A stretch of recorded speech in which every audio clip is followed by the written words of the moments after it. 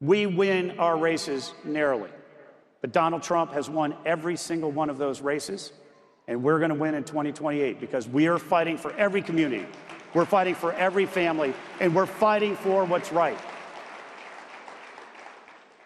So I really appreciate the opportunity to come out here to start off this great day.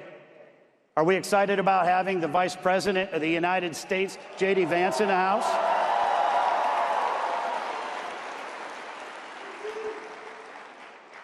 So I'm allowed to say Merry Christmas?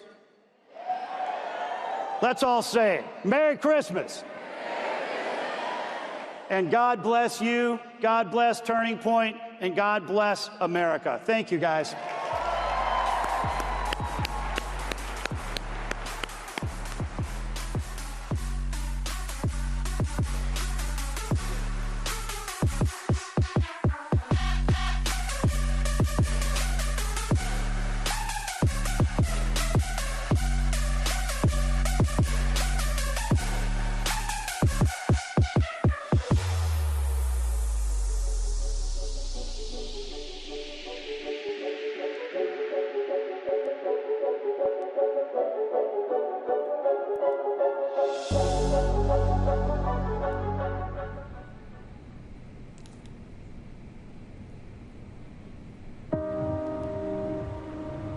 I know you never expected this. The voices and the anger are so loud.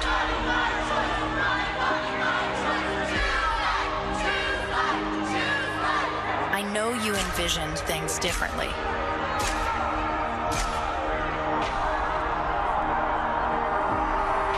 They're telling you that you've only got 2 choices. But the truth is, there's 3. Are these options difficult? Of course they are. But you deserve to know. Adoption is an option.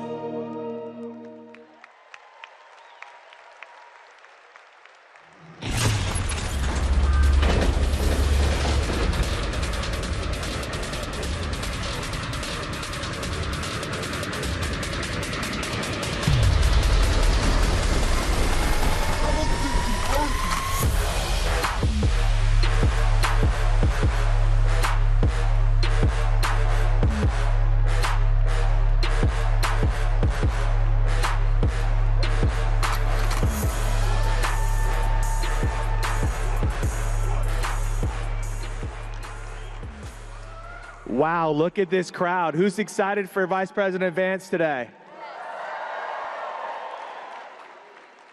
Have a seat, have a seat, have a seat. We got some friends here, and actually we have some really special surprises that are coming today. Who's ready for the big surprise today? Oh, you guys don't even know. It's gonna be crazy. Oh, we'll find out. You're gonna find out real soon. My name's Tyler Boyer. I'm the CEO of Turning Point Action. I have with me 4 individuals who are going to be some new faces here in Congress, because I think we need a lot of new faces in Congress. Wouldn't you agree? So we're going to go down the line real quick, introduce ourselves, where you're running real quick, and then we have some questions. We'll do some Q&A. I do want to throw this out. If you're watching at home or even in here, if you go to Turning Point USA's Rumble or on the Turning Point Action Rumble, you can actually input your questions. We're going to do some direct Q&A straight from the Rumble chat. So we appreciate our great sponsor, Rumble, for doing that. So let's go ahead and start. Amanda, why don't you introduce yourself? Hi, everyone. Just a quick shout out to all the students out there. And I know that there's some Turning Point prep year out there, and I see you. Just wanted to say, Amanda McKinney, I'm running for Congressional District 4 in Washington State. Yeah, we're going to have conservative principal representation in Washington State. It's hard to find a conservative in Washington, but your district's pretty conservative. We are very conservative. Hey, there's a sunny, insane side to Washington State, everybody. And you know, sometimes the darkest skies have the brightest stars. All right, good morning, Turning Point. Good morning. Where's my Arizona people in the house? I'm retired Sheriff Mark Lamb. You may know me better for Fridays with Frank. That's my guy. But we did live PD. We did all that stuff. But I'll tell you what, we got a country to fix, and I'm running to fill the shoes, the big shoes that Andy Biggs left behind, pun intended, who's now running for governor of Arizona, right? Let's hear it for Andy Biggs. And I'm running to fill that position. I think Washington, D.C. needs more cowboy hats and belt buckles. What do you guys think? We need some common sense, so I'm running for CD5 here in Arizona. I wouldn't want to get kicked by your boots in Congress, so that's great. And I am endorsed by President Trump, Turning Point Action, and we got a handful of other endorsements, but the endorsement that matters is the endorsement of the people of CD5. So if you're here today, I'm looking forward to getting your vote. Well, good morning, everybody. My name's Joe Mitchell. I'm from Iowa, and I'm running for United States Congress. And the first thing I have to say is Tyler Boyer is the most powerful political operative in the United States. Let me give a round of applause for Tyler. Yeah. Knock it off. And the other thing I have to say is this is much larger than a No Kings rally, isn't it? It's just far larger.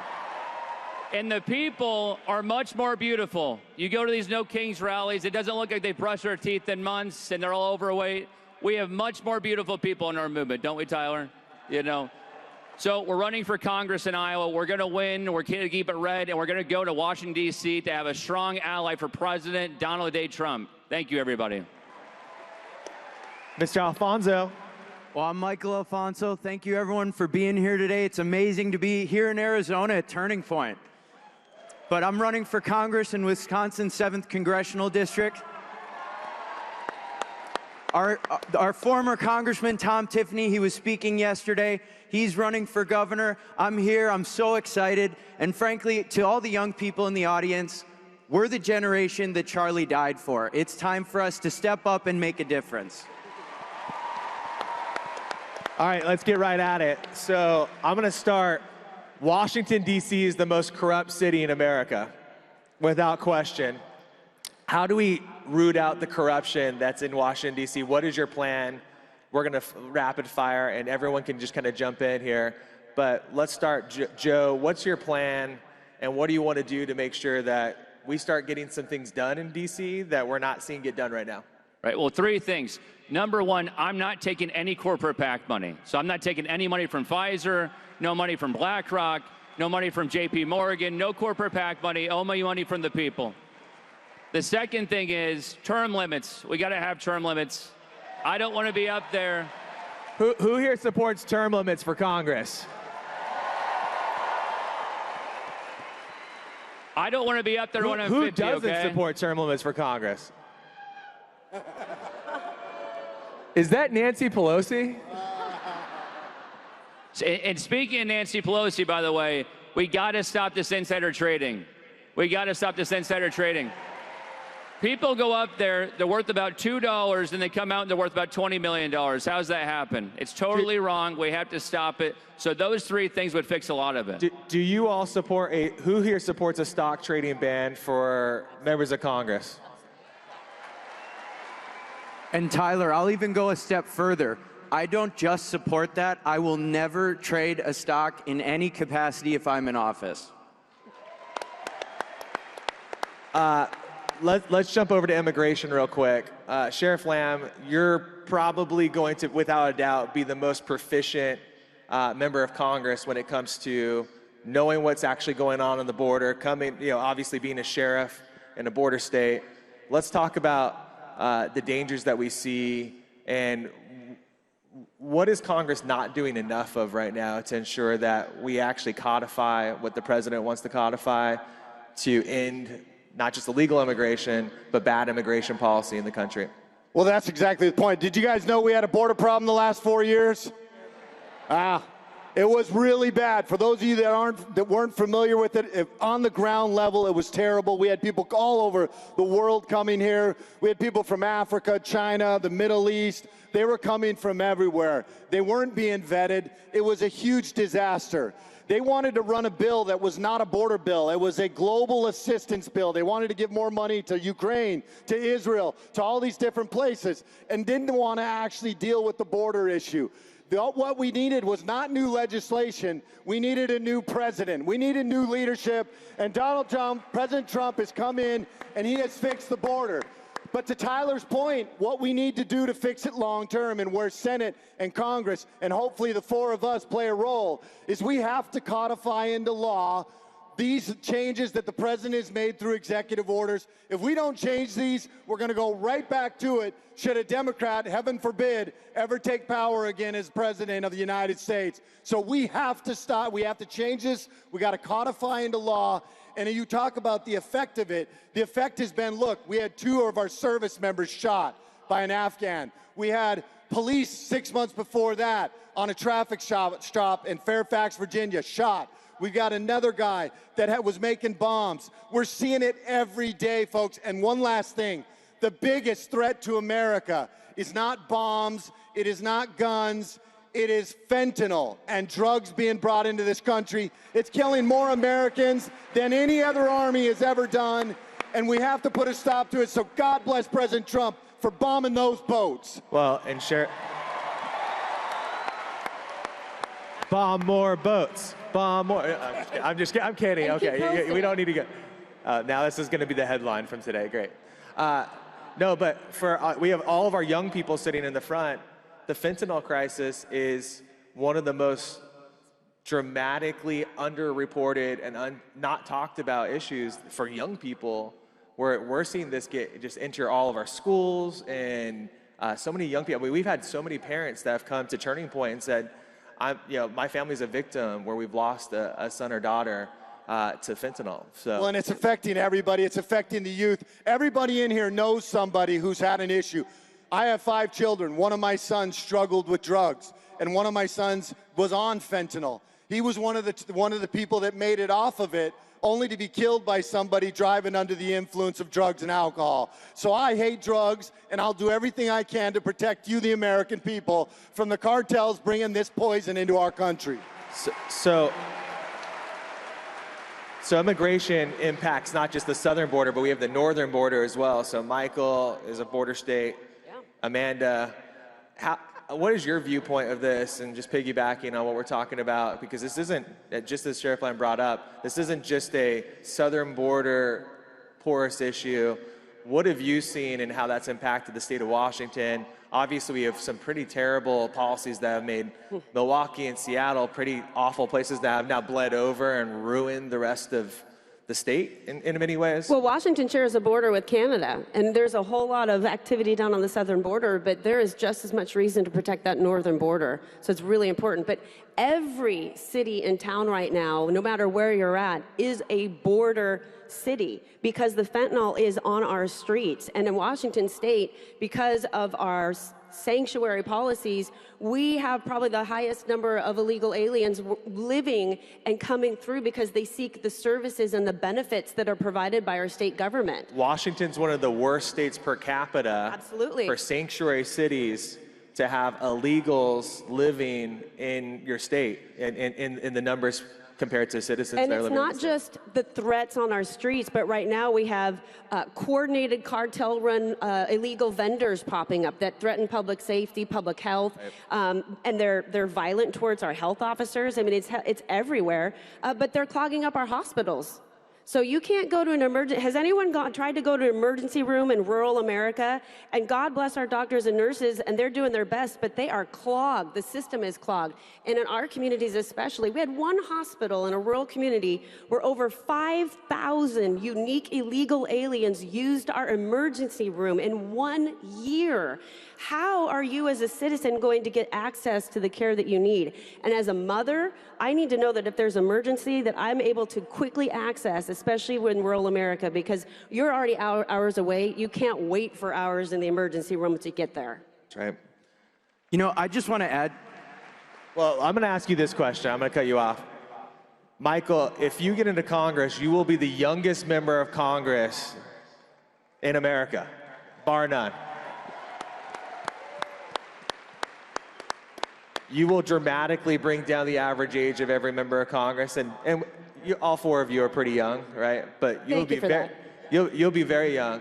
Yeah, Let's talk a little bit about, because Joe ran this incredible organization where Charlie and I had met him through Run Gen Z, where he had been recruiting members of the Gen Z coalition to actually run for office at the state legislative level, city council level, and for Congress. You're now doing it. How'd you get here? Sometimes I don't even know. But really, I never had any interest in politics. I've never given a speech. I've never done a panel. This is my first one. But thank you. Is he doing all right? Let's give Michael some backup here. It's you next. You're running next. Once we break this ceiling, we're gonna have Michael get through. We're gonna have a bunch of 25-year-olds running Congress that show up to Turning Point. So, but I had a job in the Trump administration. I was really excited for it. He got wrapped up in the whole Senate debacle, waiting for him to get through the confirmation process. And something really important happened during then. Charlie got shot. And I told my wife, we were sitting on a plane, I'm gonna do something. I don't know what it is. I don't know how I can help. I don't know. I'm just a guy. What can I do? And within a month, our sitting congressman decided he was gonna run for governor. And my wife called me. She said, "Are you gonna run?" I said, "No." I didn't even think about it. But I knew this was the moment that I was being called for. We have to step up. Young people, it can be very scary to come in front of an audience. It can be nerve-wracking, but you can do it. You can make a difference. And if you can't start a Turning Point chapter, just be unapologetically conservative. Well, this is what Charlie talked about. This is what Charlie talked about. Get involved in your community, start a chapter, go back to church. And the other thing that he talked about frequently was run for office. Everybody has to step up. Thomas Jefferson talked about this all the time. Get in, get out. It was never intended to have people go camp out down there for their entire lives. Most of the founders were your age. 4 of the founding fathers were under the age of 25. Not everybody should run for office, though. No, that's right. Some of you should run for office. Everyone here should run for office. And I think it's important to talk about some of the issues that are affecting young people. The affordability crisis. The average first-time homebuyer is 40 years old.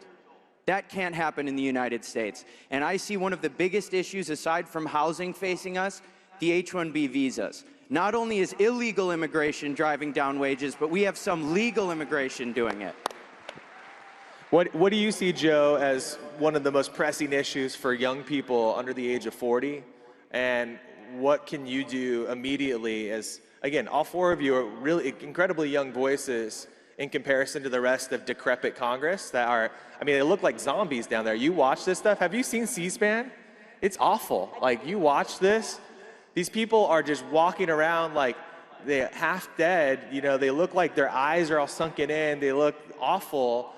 What can you do to help young people? Right. Well, the first thing is, I met Charlie my first session in the legislature. I got elected at 21. I was in college at the time when I first ran for office.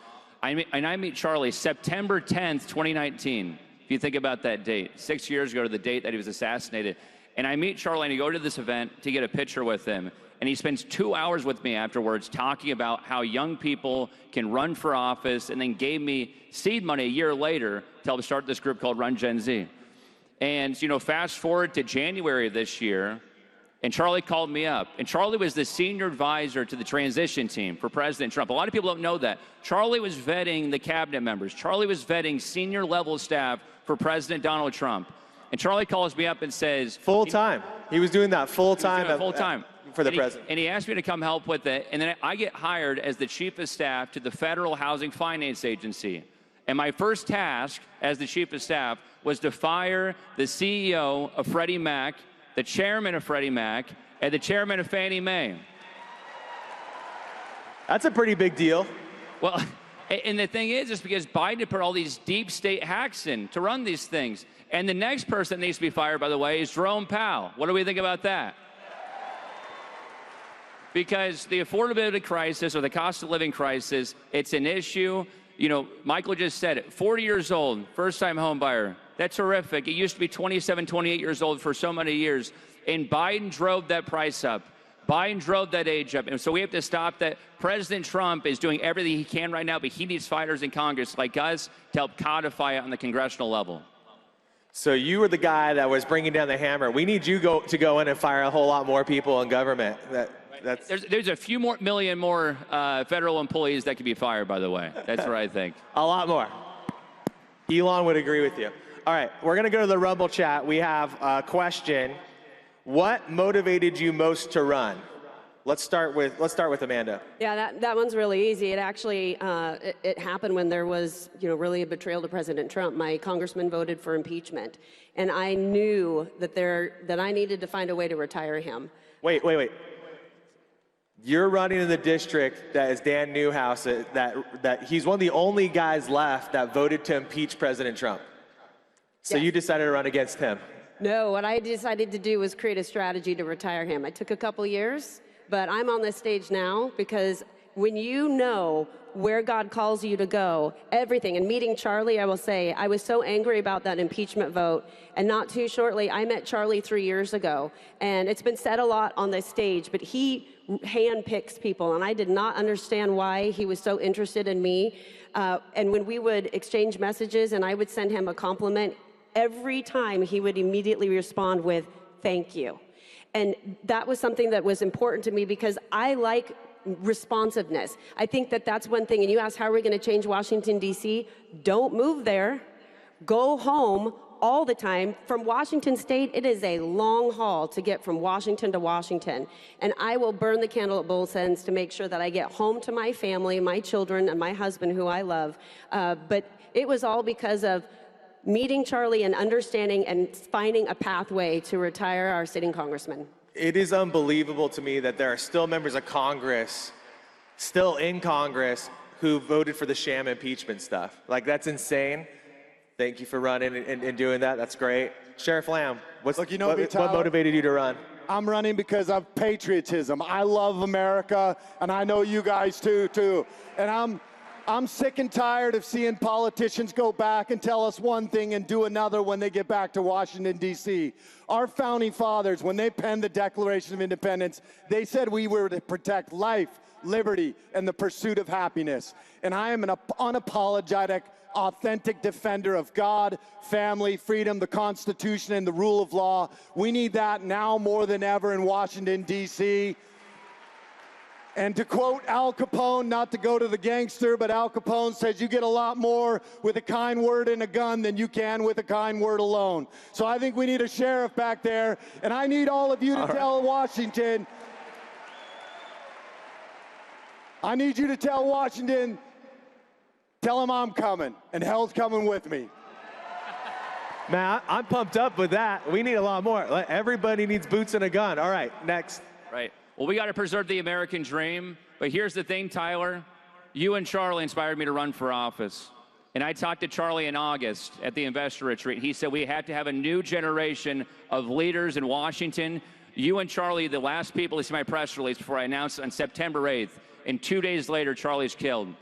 And that brings a new meaning to this race. This race is dedicated to Charlie. We have to stand up for truth. We have to stand up for boldness. We have to stand up for this country and for God, and that's why I'm running. Thank you, everybody. God bless you. All right, Michael. There are two things. The first one was Charlie's death. I knew that we owed it to him to carry on his message. But the second one, my wife is pregnant. Gen Z is the first generation that's done worse off than our parents. And I will not let that little child grow up in America that is worse than the one we have now. President Trump made America great. Biden messed it all up again, and we're going to bring back the American dream. All right, so this is the admonition to everybody else here. We've got four incredible, why don't you give it up for these four incredible new entrants to Congress. Give it up. And Merry Christmas to all of you. Merry Christmas. Merry Christmas.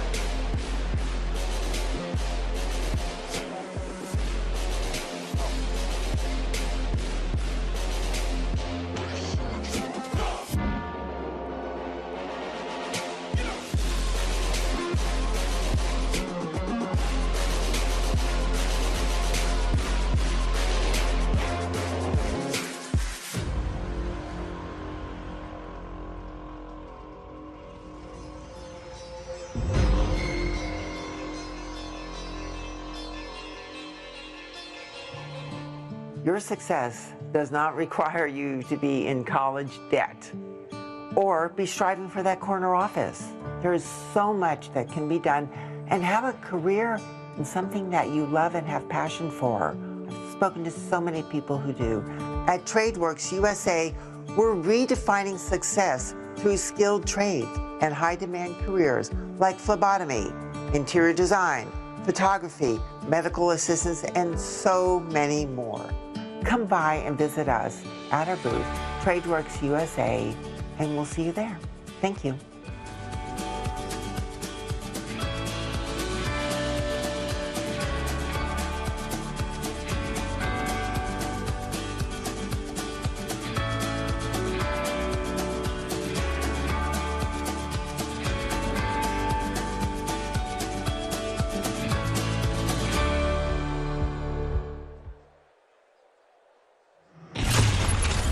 Politics has always been a contact sport. President Nixon also said, a man is not finished when he is defeated.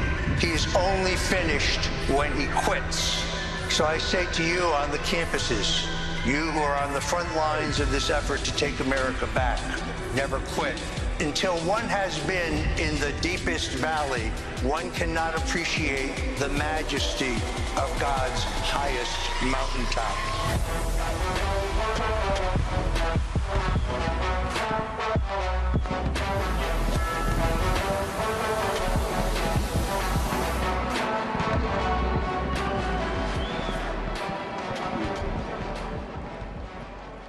Thank you. First of all, let me apologize for being underdressed. On the morning of January 25th, 2019, 29 fully SWAT-clad FBI agents swarmed my home at 6 o'clock in the morning. They were brandishing fully automatic M4 assault weapons to arrest me for the completely fabricated crime of lying under oath to Congress about Russian collusion that we now know definitively never happened. There was a CNN camera 25 feet from my front door. I was told that CNN later received an award for their incisive investigative journalism that led them to believe that I would be arrested to that very morning. I was arrested at 6:11. At 6:22, a producer from CNN texted a copy of my sealed indictment to my lawyer. Now, how could he have my sealed indictment that was not moved, that was not released until 11 o'clock in the morning?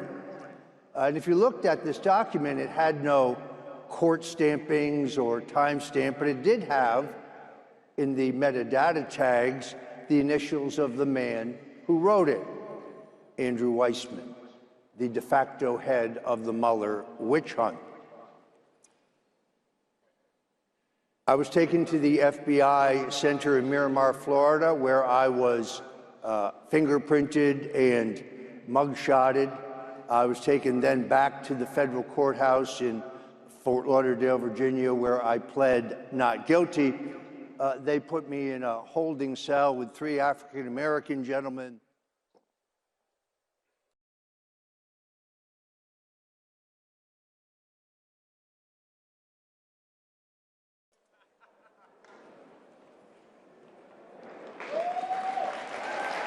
Sorry.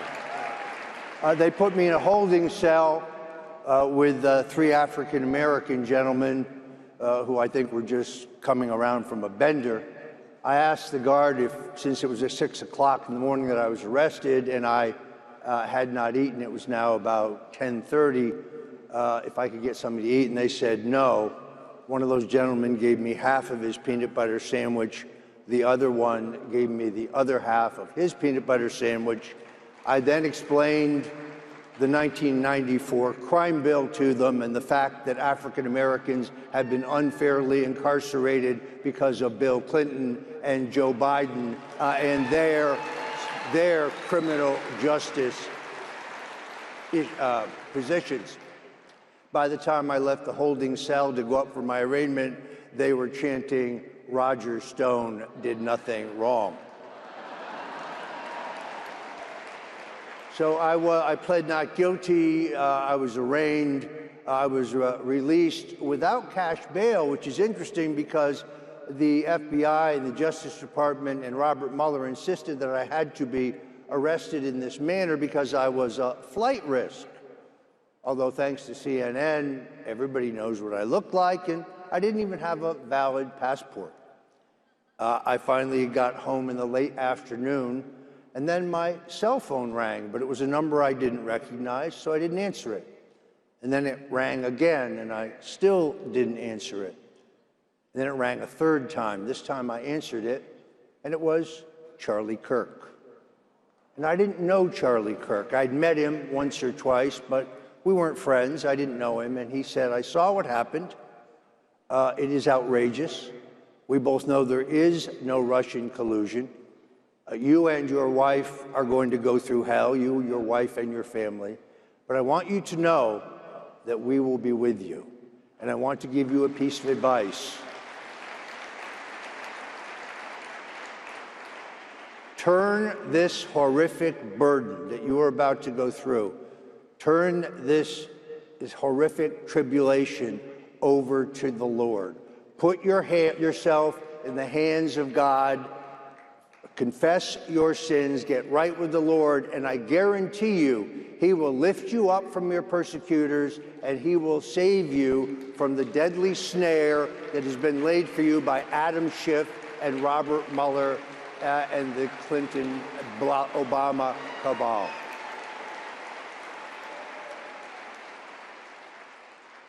Charlie Kirk didn't have to do that, but I took his advice to heart. I went through a Soviet-style show trial in Washington, D.C. I was so naive to think that I would actually get a fair trial. Of course, long after I was convicted, only by order of a federal judge, the final Mueller report, long redacted, long hidden, was published, and it proved that they had found no evidence of Russian collusion, WikiLeaks collaboration, or any other crime on my part. That I was essentially charged to pressure me to testify falsely against President Donald Trump, which of course I refused to do.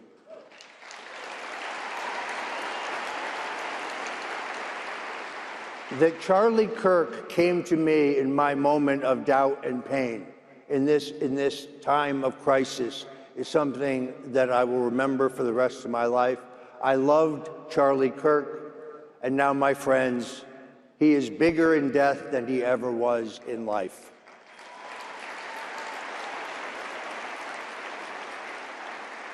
Politics is about the future, not the past, but there is one matter we have to clean up.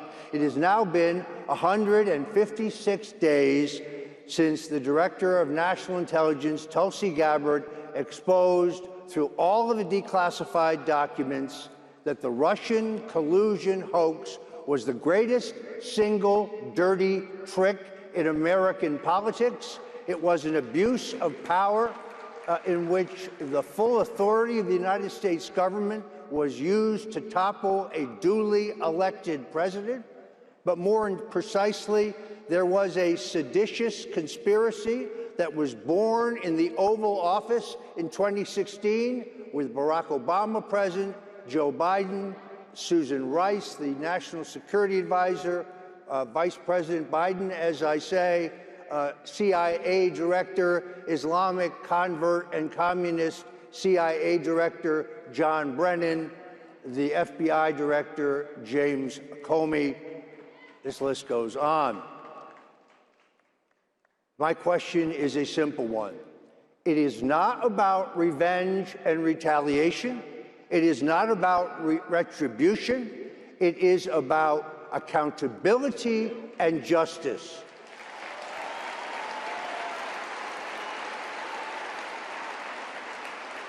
Will those who attempted to destroy Donald Trump, the people who not only dreamed up the Russian collusion hoax, but 2 phony impeachments, those responsible, in my opinion, for the theft of the 2020 election, those who staged the January 6th Fedsurrection, those who promulgated the phony documents case, and yes, those who raided Mar-a-Lago in Florida, will they be held accountable?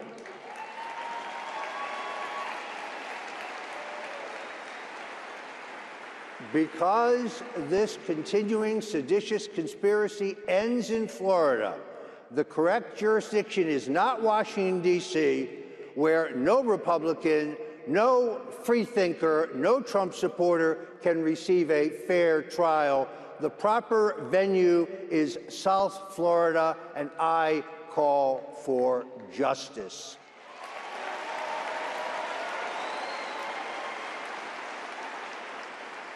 Donald Trump has laid the groundwork for the greatest comeback in America's history because of his tax cuts, because of his regulatory cuts, and once we get a Federal Reserve Board that is non-political and get the interest rate cuts that Americans deserve based on the low inflation rate and the low unemployment rate, this will be the strongest economy in American history.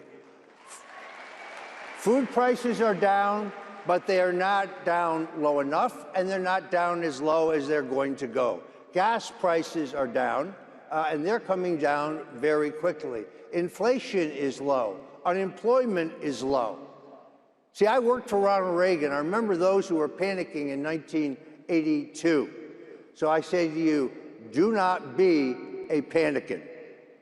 The president has appointed Tulsi Gabbard to a task force to examine the integrity and the security of electronic voting machines.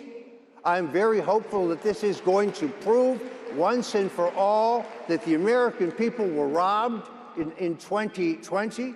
And despite that, despite the fact that they tried to jail him, they tried to break him financially, they tried to keep him off the ballot in 50 states, Donald Trump scored the greatest single comeback in American political history.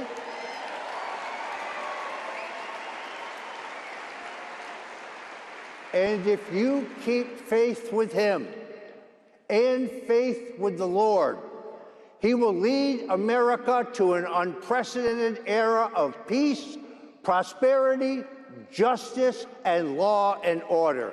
Thank you, and God bless you.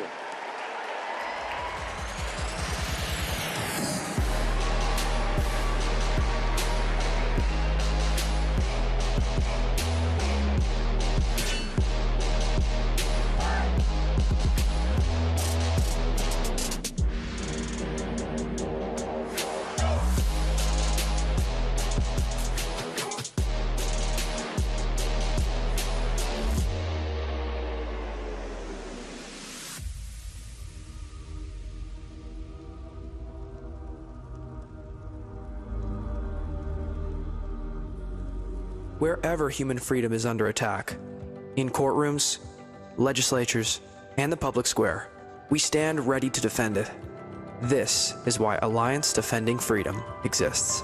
Supreme Court victory for a Christian woman who was taken to court for standing firm in her beliefs. It's a privilege for Alliance Defending Freedom to stand alongside these female athletes and advocate for fairness and a level playing field in women's sports. Matthew Hoffman is with us from the Alliance Defending Freedom, great organization. We just at ADF want to stand beside those courageous students to make a difference and inspire others on campus to do the same. We're not just here to stop the erosion of liberty for this moment alone. We are here to keep the door open for the gospel. And when the gospel does its work, truth doesn't just hold its ground. It advances. It sets people free for generations to come. This is our mission at Alliance Defending Freedom.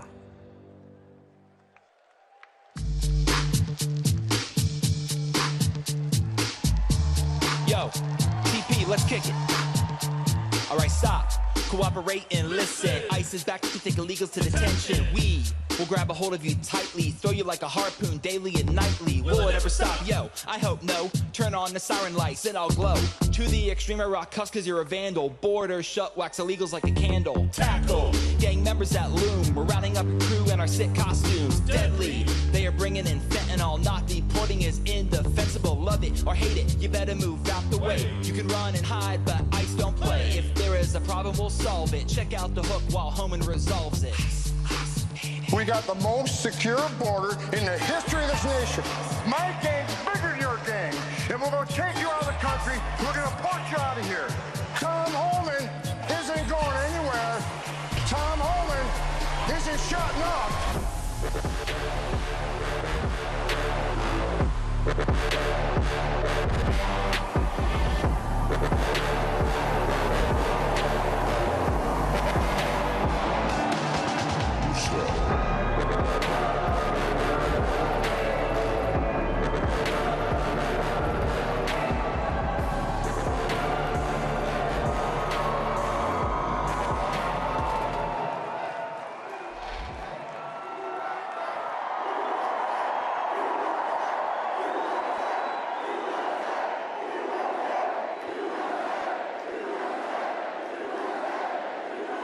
All right.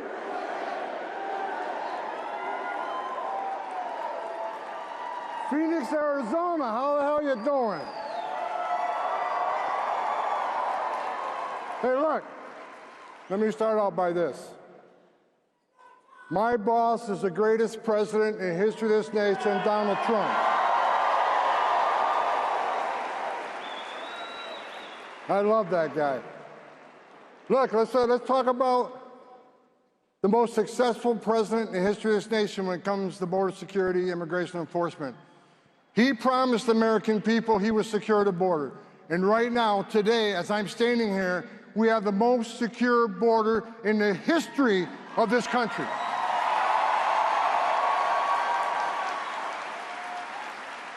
I just returned. I was on the California border. I was on the Arizona border. I was on the Texas border just a few days ago. I spent 3 days on the surveillance at that northern border by plane, by boat, by four-wheel drive.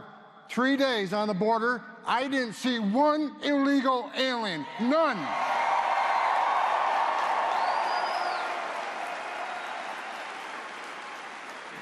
I started in the Border Patrol in 1984. I've been around a long time. I'm an old guy. But I've never seen that. So it amazed me, even though I knew what the success level was. I just sat back with the CBP Commissioner Rodney Scott. I said, can you believe this shit? Not one illegal alien. Not one.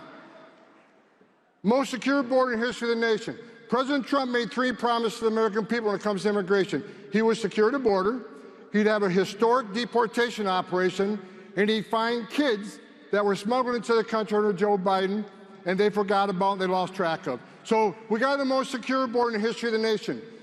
There's a 95% decrease in illegal immigration. What does that mean? It means less women are being sexually assaulted making that journey. Less children are dying. Less fentanyl is getting into the country, killing Americans. Less known suspected terrorists are coming to the country. You know who's pissed off? The criminal cartels of Mexico, because they're going broke. President Trump is saving thousands of lives every month. With 95% less people coming, how many women ain't being raped? How many children aren't dying? How many pounds of fentanyl? It's a simple question. They want to say the Trump administration is inhumane. No, let me tell you what's inhumane. Inhumane is 250,000 people dying of fentanyl came across an open border. Inhumane is over 4,000 aliens dying making that journey. Inhumane is a record number, historic number of sex trafficking across that southern border. That's inhumane. President Trump is saving thousands of lives every month. Sex trafficking is way down. Smuggling is non-existent. American lives are being saved every day. Now let's talk about promise number 2 that he kept. The biggest deportation operation in the history of this nation.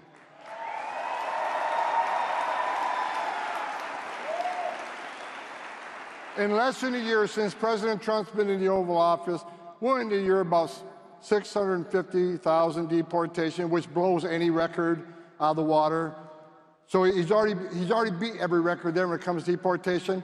But we got nearly 2 million that left on their own because they knew ICE was out there looking for them. They decided to leave on their own. So record number of removals.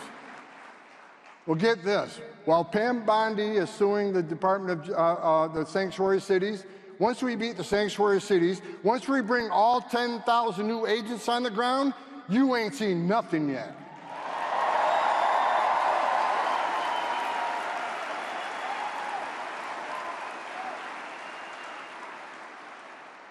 For those politicians, mayors, governors, members of Congress who compare ICE to the Nazis and to the Gestapo, you're disgusting.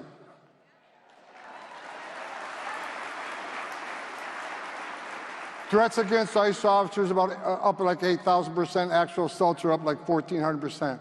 I want to remind everybody, the men and women of ICE, the men and women of Border Patrol, they're American patriots. They don't hang their heart on the hook when they go to work. They're enforcing the laws. Members of Congress, you don't like it, change the law. If they're a racist for enforcing the law, what's that make you? You wrote the law. So stop the crap, support the men and women of ICE, because if you don't, if the hateful rhetoric continues, there's going to be more bloodshed.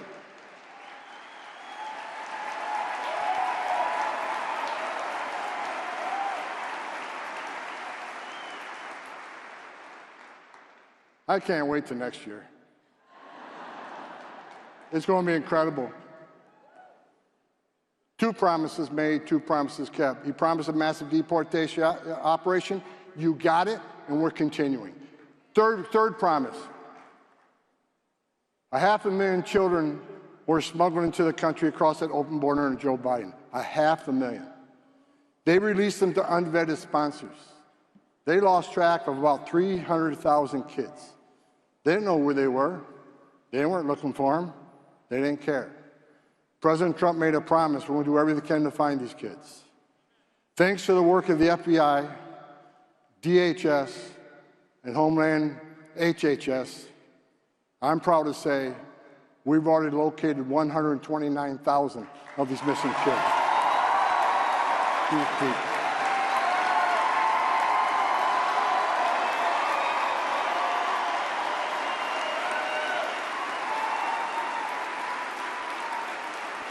129,000 children that the last administration wasn't even looking for.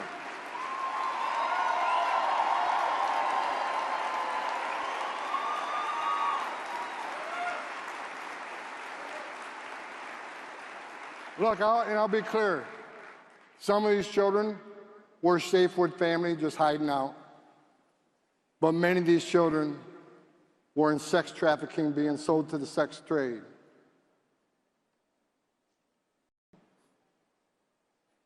Many were in forced labor. God bless President Trump. He saved thousands of children.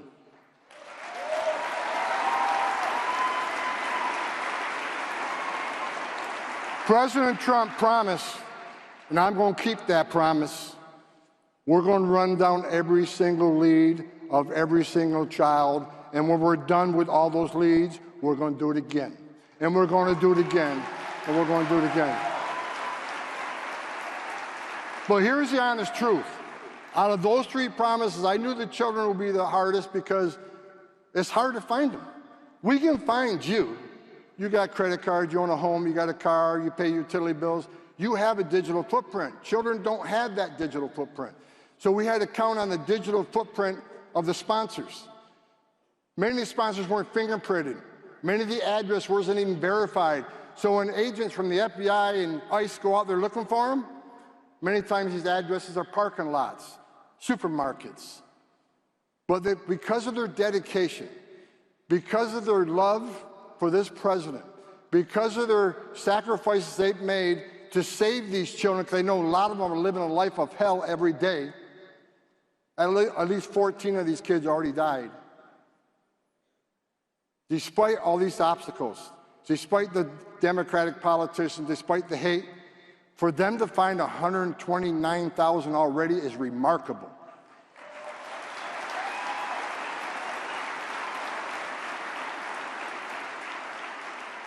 I started as a Border Patrol agent in 1984. I've come out of retirement twice for this president.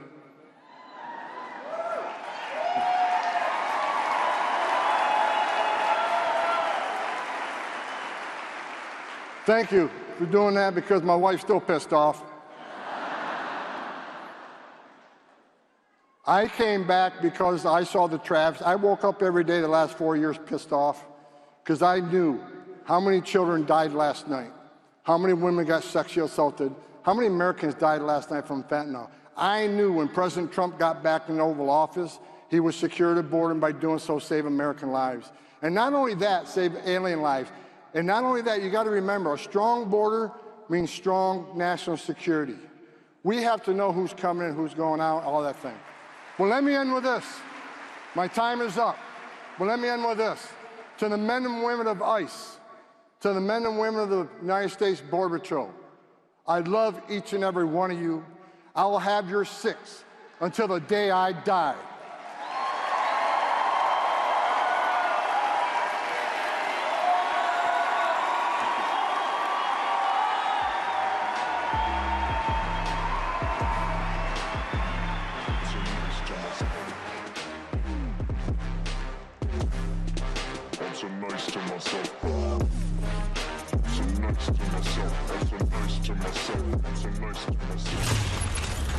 The opportunity is in front of us all to unleash the great next era of our country. The things that we are fighting for, the ideals that we stand for, are for the future of this great nation. America will take its place again as the shining city on the hill, as the leader of the world, as the #1 nation, as the great experiment.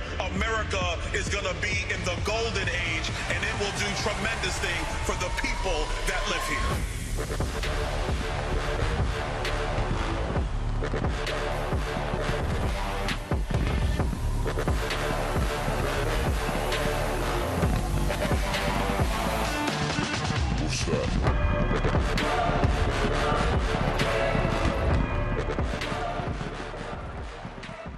Turning Point, it is good to be back with you again. You know, I got in last night, I was watching some of the clips. They told me you guys were rowdy out here in Phoenix, Arizona. And as I step out, I see it for myself.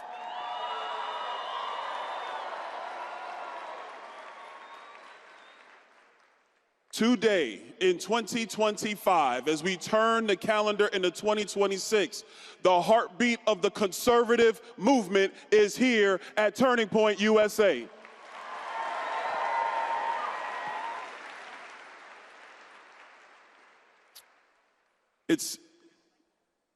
It's interesting to be back. I never thought I would be back under these circumstances. Our movement has really been defined by two fighters. You ever seen those memes, choose your fighter? Everybody's seen those, right? Our movement has been defined by two fighters. The first is the 47th President of the United States, Donald Trump. He is a FAFO fighter. That's him. That's who he is. And God bless him, that's what our movement needs. But the other fighter that has defined our movement is Charlie Kirk.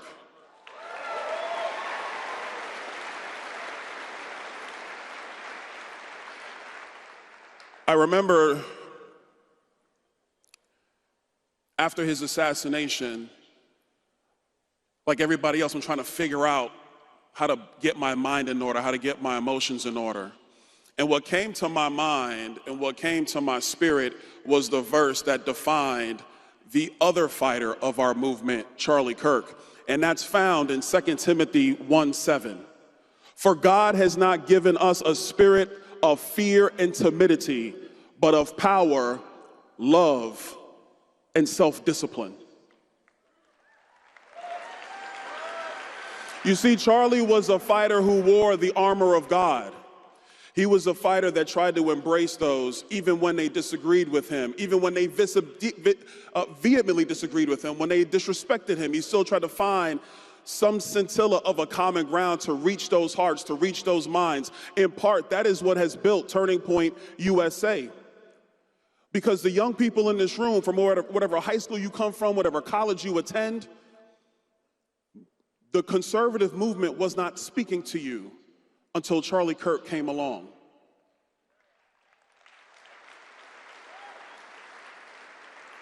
You see, I find we're in this moment in time where now everybody's trying to figure out, well, who's really conservative? Well, who's really a fighter? Who's really going to stand on principle? Who's going to lead the movement into the future?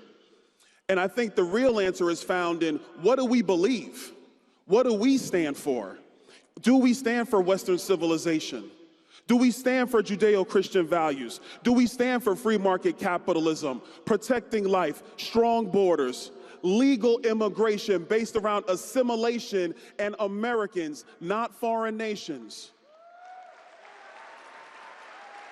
A limited federal government that is controlled by the confines of the United States Constitution, the nuclear family, protecting puberty. Boys are meant to be men. Girls are meant to be women.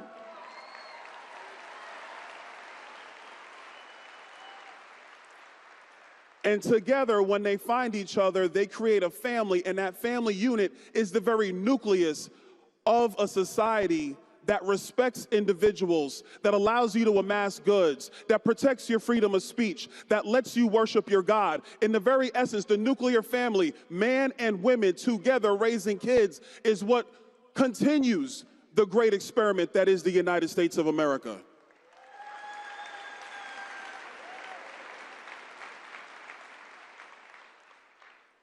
But I find in this moment we're trying to figure out, well, who's going to be the next? That's the wrong question. What comes next is, what are we going to stand on? What are we going to believe in? And here's the broader question: how are we going to define the boundaries of the movement? You see, I'm very clear on this. I don't have a spirit of fear and timidity. I don't.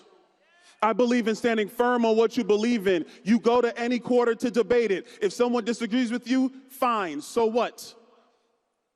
But if you're gonna be in this movement long term, you gotta have a spirit of power. You gotta be willing to go to places they don't wanna hear from you.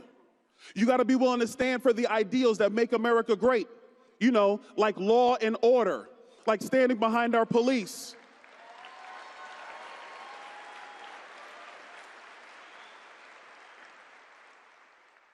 But with that spirit of power comes a spirit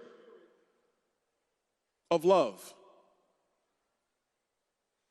I know on social media, the cool thing now is to, what is it? I'm 47, so I'm a little older now. What is it, ratioing? That's the thing? I ratioed you. That's the new metric of having a spirit of power? No, it's the metric of being an asshole. That's what it is. What?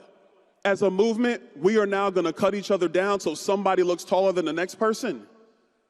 Ladies and gentlemen, Turning Point USA, that is how we lose.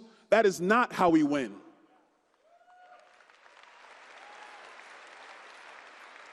And I believe that we have to have a spirit of yes power, but also a spirit of love, because there are young people in the United States who will never go to a Turning Point event. But you have to find them where they are and try to figure out how to communicate them without degrading them. That is the future of convincing hearts and minds to choose the conservative path, to choose Western civilization in America.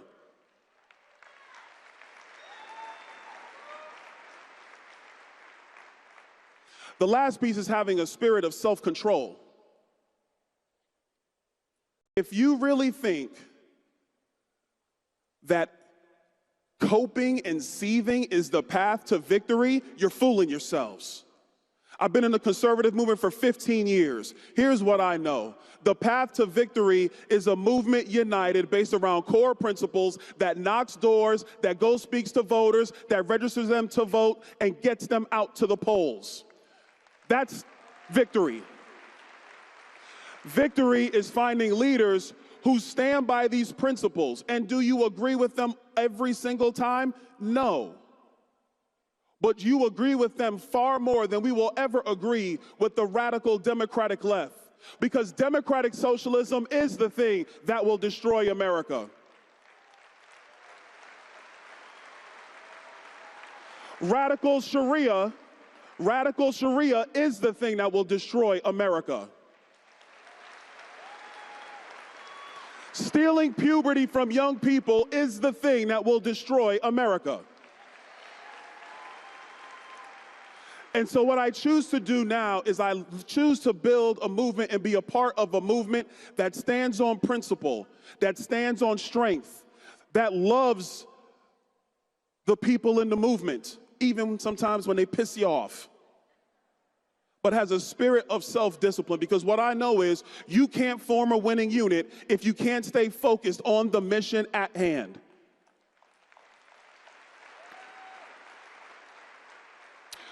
Two years ago, turning point, the conservative movement, we were all united because we were witnessing in real time democratic socialism crossing the entire United States of America. And as a movement, we stood firm, we stood tough, and we said hell no, and Donald Trump is now president of the United States.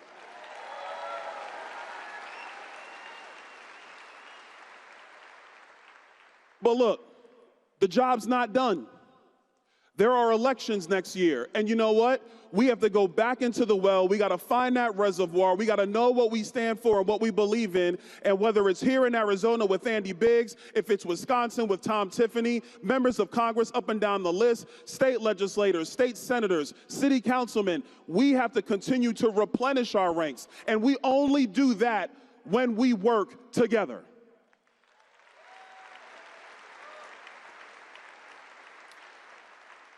For you young people in the future, let me give you some notes from your future. It's easy to tear somebody down. It's much harder to build somebody up. And the only way that you build a consistent movement is by building each other up around principles and ideas. That's the only way. And I'm here to communicate to you one last thing. If we stand together, if we work together, if we fight together, based upon the Constitution, based upon our Declaration, based upon the principles of liberty, economic, religious, individual, there will be no stopping our conservative movement. Be the fighter that we need. Be the fighter that's going to make America last for another 250 years. This is what's in front of us, Turning Point. I'm going to stand with you every step of the way. Will you stand with me? Will you fight with me? God bless you, Turning Point. Merry Christmas, everybody. And God bless America.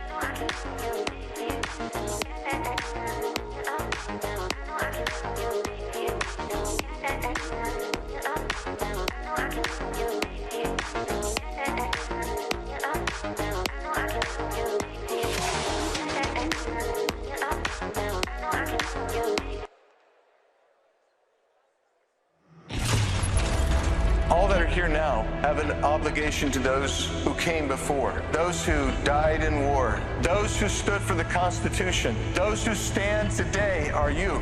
And we have an obligation for the future, and you're the people who will save freedom. President Trump, Turning Point, you who are here today, you're the ones who are really making the difference. You're making the difference for a new generation.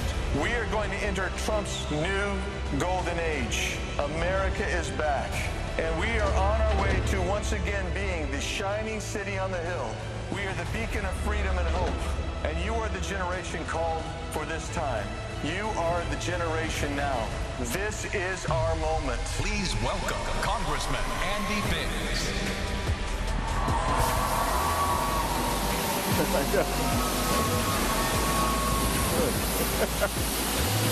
Hello. Hello. Welcome, AmFest. Welcome to Phoenix. Welcome to the home of Turning Point USA. Welcome to this great, beautiful state. We're glad to have you here. I'm so excited to be with you this morning. I want to tell you, this is also the home of our great friend, Charlie Kirk, and his beautiful wife, Erica. God bless Erica and her beautiful children. And during this Christmas season, and at this AmFest, I can't help but think of my friend, your friend, Charlie, who built this amazing organization. Look at you, look how strong you are. Look how strong you are, look at the legacy. Look at the movement. Look at the energy. This is the future of American politics right here. Charlie saw the moment. He saw it in America, that moment in America, and he seized it. And he became the prime mover of a movement that has changed the world. And I'm just going to give you a little aside. I've introduced a resolution in Congress with my friend Ana Paulina Luna to put a statue of Charlie Kirk in the United States House of Representatives.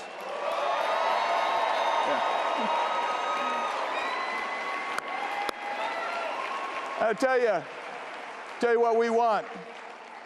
The Speaker of the House, Mike Johnson, is going to be here a little later this morning. And when Mike gets up here, I want you to let him know how much you want to see that statue in the House of Representatives. He needs to hear your voice. And so I was thinking about Charlie, and I was thinking of some things that he said that I think were really powerful. I want to share some of them with you. God made us in his image. We are image bearers of the divine. Therefore, every single life, born and unborn, must be protected regardless of how big that life is. Charlie Kirk. Charlie Kirk said, I want a country that cares more about our border than a foreign country's border. I want a country that makes stuff that is critical to our national sovereignty. I want to see church attendance go up. I want to see fewer kids addicted to pornography. And I want to see more people outside walking, running, working. He said we should have a day of rest or honor the Sabbath. And he said, we need people on the front lines fighting for freedom. Fight for what is true. That's why you're here, and that's why I'm here. We're fighting for freedom, and we're fighting for what is true. That is what will change the world, and that is what will preserve this nation and bring freedom and goodness throughout the world. Thank you, Charlie Kirk.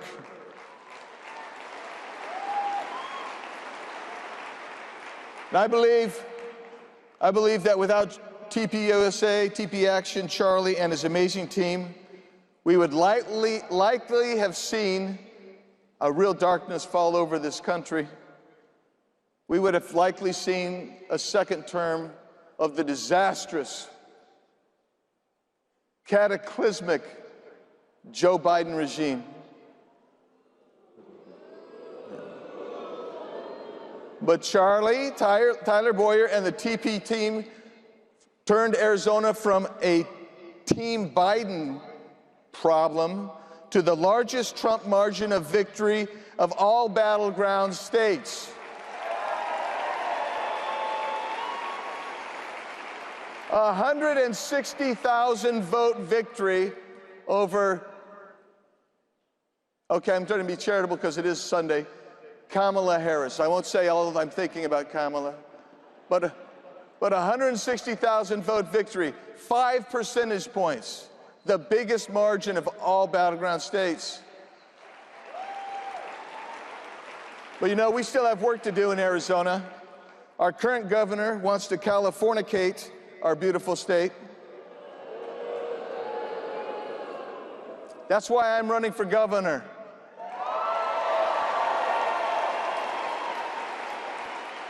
And I am pleased to say that I'm the only person running for governor in Arizona who has been endorsed by President Trump,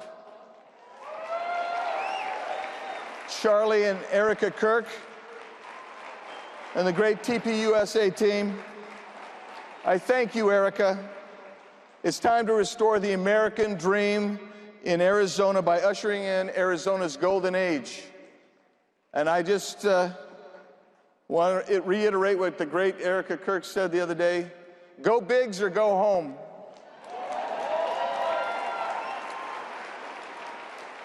In this Christmas season, though, I think we need to do one other thing to kind of celebrate the Christmas season. It's a little bit irreverent. I hope you'll forgive me. But I've kind of been putting together a list.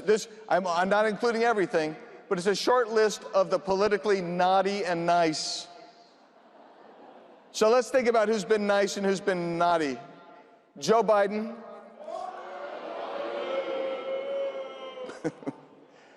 Joe Biden gave us Alejandro Mayorkas, who opened the border, allowing more than 20 million illegal aliens into America, including hardened criminals and anti-American terrorists. The Dems gave us an open border supporter in Jerry Nadler, for Pete's sakes. AOC, Chicago Mayor Johnson, Sanctuary State, California. Now that's naughty.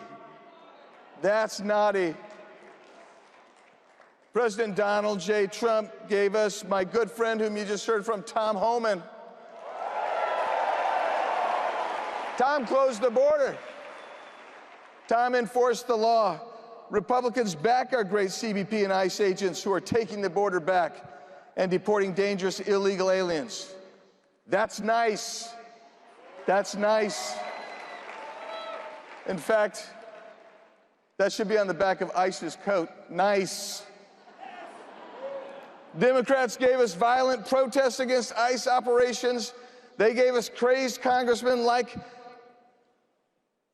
MacIver. Remember her? Leading a protest into a federal detention facility. She assaults an ICE officer.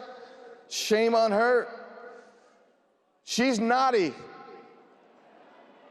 President Trump gave us Treasury Secretary Scott Bessent and policies that have reduced Biden's outrageously high inflation. That's nice. That's nice. Democrats responded by giving us Mamdani, the communist Islamist mayor for New York. Democrats gave us Jasmine Crockett. How naughty is that?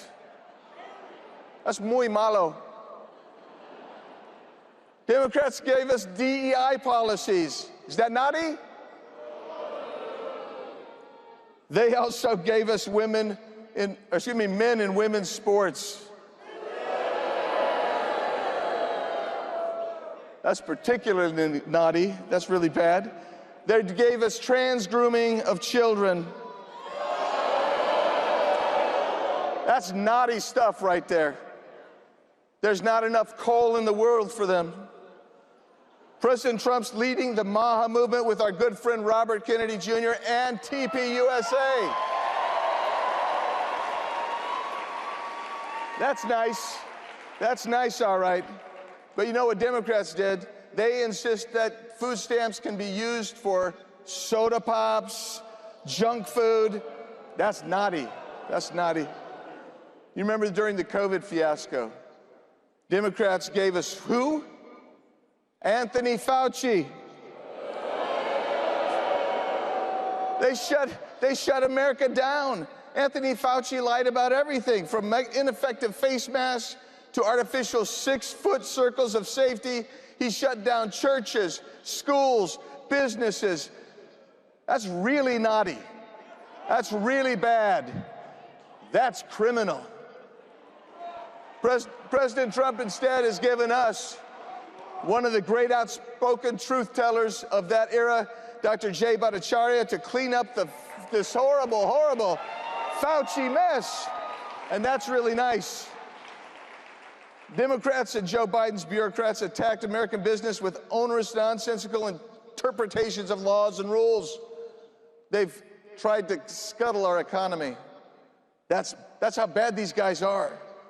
But President Trump gave us Lee Zeldin, EPA director, who's streamlining outdated and politically biased rules, and Secretary of Energy Chris Wright, who's fast-tracking new sources of energy. So nice, so nice.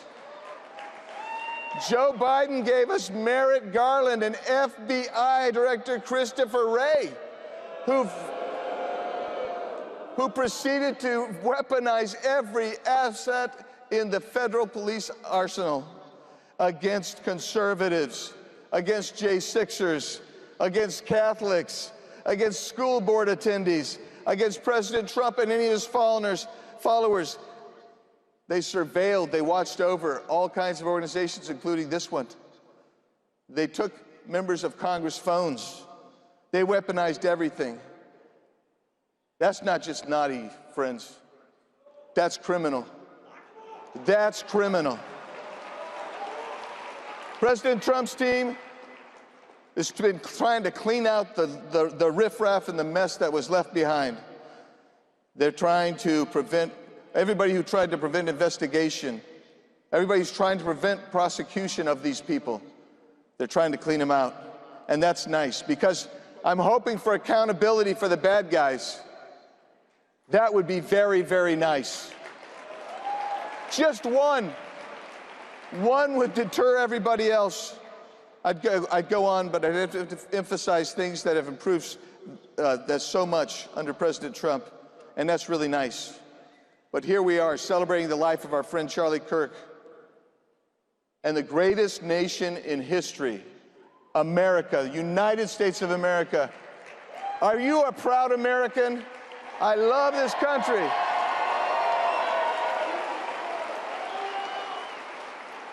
Republicans, I call upon us, we have to win the midterms. We have to win the midterms. Why is that? The Democrat members of the House have already drafted their articles of impeachment against Donald Trump. They already have their investigations they want to do. They want to kill the progress we're making. They can scuttle everything in our movement. They can't help themselves. They're among the naughtiest people on the planet, whereas you are, hands down, the nicest people. And I know that you know, as I do, that victory is imminent if we work our tails off, as if everything depends upon you and me. But we put all of our reliance and trust in God after we've worked our fingers to the bone. We've got to stand tall. Now's the time not to get weary or weak or tired. Although we'll say this. Go ahead and take a couple hours off over Christmas. Get yourself feeling a little bit rejuvenated, just a little bit, because the other side never stops. They relentlessly pursue their evil destination.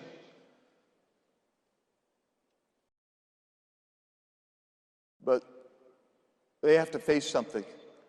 Democrats are more unpopular than ever. They want power, but we're going to meet that challenge. We will work tirelessly and smartly and effectively, just like TPUSA did in the last election cycle. We're going to do it again this cycle, and we're going to keep Republicans in control of the House, the Senate, and the federal government. And when we do that, this will actually accelerate our progress. Our side is on the good side. Our side is the one wearing white hats. Now you're in Arizona, you're in the cowboy country. A white hat is what the good guys wear, just so you know that. Ours is the side of freedom, the side of the American dream. So get your rest, get together. We're going to trust in God. And in this season, we celebrate the birth of our Lord and Savior, Jesus Christ, our Redeemer. I wish all of you a Merry Christmas a happy Hanukkah, and may God's fondest blessings rest on the eternal progression of this United States of America.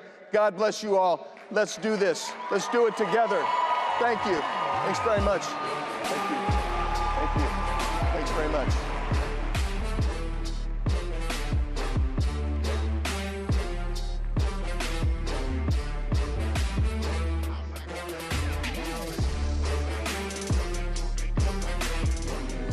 Charlie always appreciated TikTok because of our shared values of connecting and building community. The belief that when we come together respectfully and learn from each other, we're all stronger. TikTok is a place of community building. It's where you'll find a math teacher explaining numbers in ways that make them fun, or a gardener sharing tricks on how to bring a wilted plant back to life. That's what a real community looks like. People talking, listening, and finding common ground. We shared that belief, and TikTok makes that possible.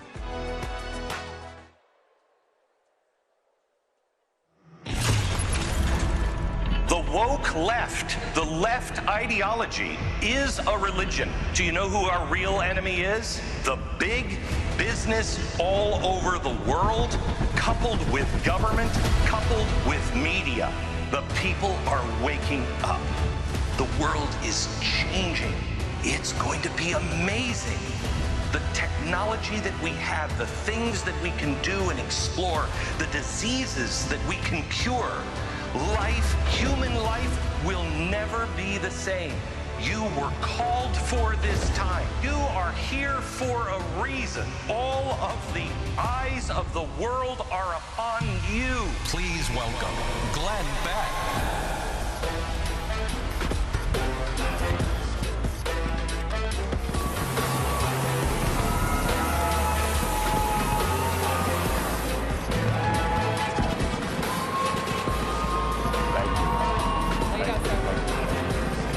Well, hello, TPUSA.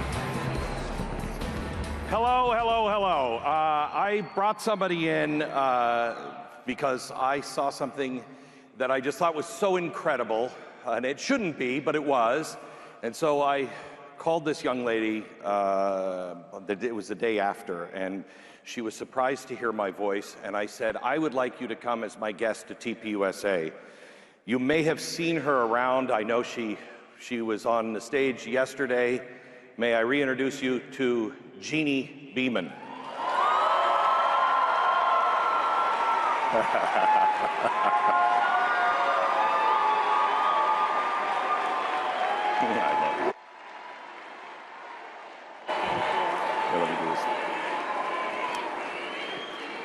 So, we were backstage just a few minutes ago, and Jeannie said, I don't know what's happening. The reaction has been what? Overwhelming. Yeah. She said she didn't understand why everybody was asking her for a selfie. Can you explain what you're curious about, what you don't understand? Because I'm just a normal person.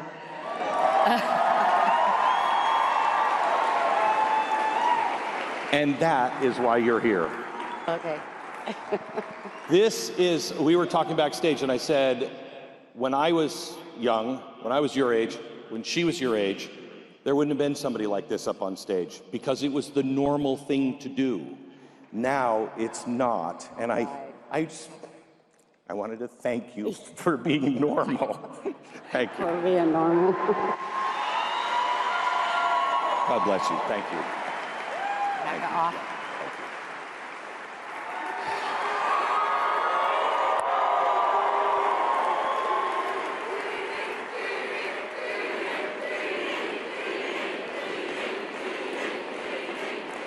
She told me that she has a lot in common. She understands Erica. She lost her husband. And she said there are days that she has to hold on to her chest because she feels like her heart's going to explode without her husband. So that's why she is who she is.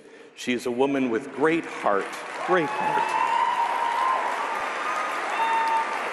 So I have a ton to share with you, and honestly, I had a completely different speech that I was prepared to give you today until I started watching, and I last night started thinking about you and what you need to hear. I wanted to talk to you about history.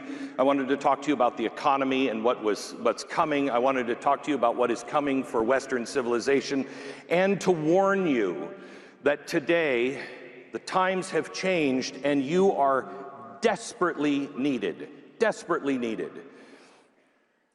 But there's something else that I think is more important that you need to hear. We must stop fighting with one another.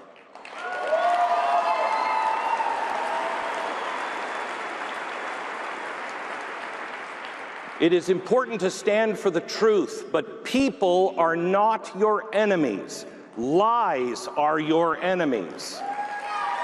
We each have a responsibility to stop and point out lies, to stop lies. But you can't stop lies, you can't stop darkness with more darkness. You can't stop hate with more hate.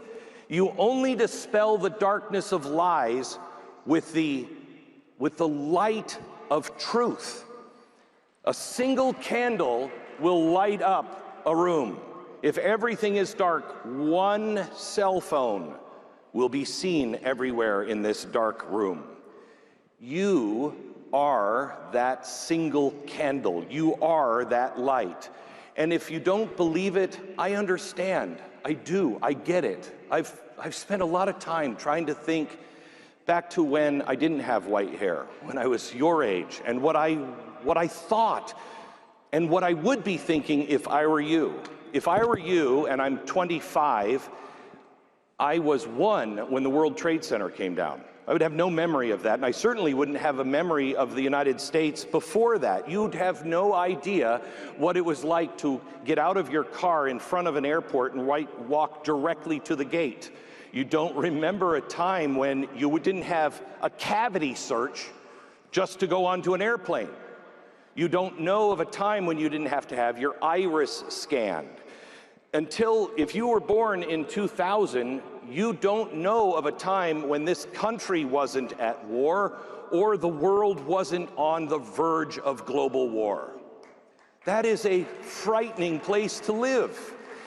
When you were 8 years old, the financial crash happened, and maybe your parents lost everything.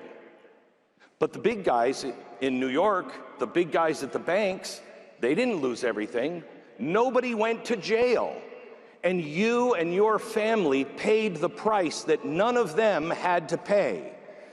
Then, 2008, 2009, the cell phone comes out, social media comes out. It's supposed to connect us so we can talk to our friends, and it does just the opposite.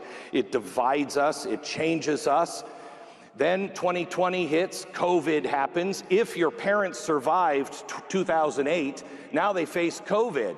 And if they happen to own, let's say, an Ace hardware store, a local hardware store, what happened? They were shut down because their local hardware store was killing grandparents. But Home Depot was fine. Once again, you saw the entire system turned upside down, and the little guy gets screwed. Then, with nobody going to jail, you're also in school, taught all kinds of things. Men can be women, and women cannot be defined unless you're a scientist, I guess. You are also told, just study hard. Just keep your nose clean, just do the right thing, study hard, go to college, get a degree, keep your grades up, and you'll get a good job. Well, you did all of those things, and there are no jobs for you. Everything, if I'm 25 years old, I would think absolutely everything is a lie. I get it. So let me start with this. You are not crazy. You are not lazy. You are not imagining things. The truth is, the rules have changed. Promises have been broken. Institutions have failed. Banks were rescued while families like yours weren't. And you were told to follow a path that would guarantee security, and it provides none of that.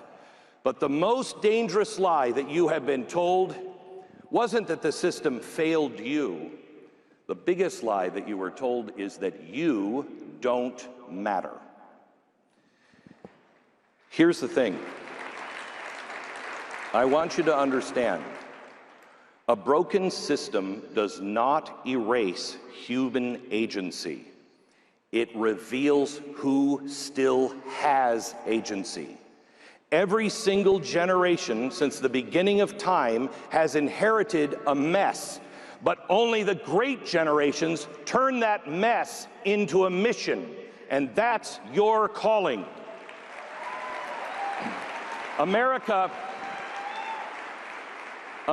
was never built for comfort. It was built for people who believed they could shape their own destiny. Previous generations had it different, but they didn't have it easier. They had world wars, they had depression, they had drafts, they had the plague, they had no safety nets, they had no guarantees. But what they had that you don't have is belief. Belief in God, belief in responsibility, a belief that there is a brighter tomorrow just over the horizon. They had that, you need that. Belief is what creates prosperity, not the other way around. And you have been fed lies to keep you powerless. And so many of your generation are following the natural path of somebody who believes they are powerless.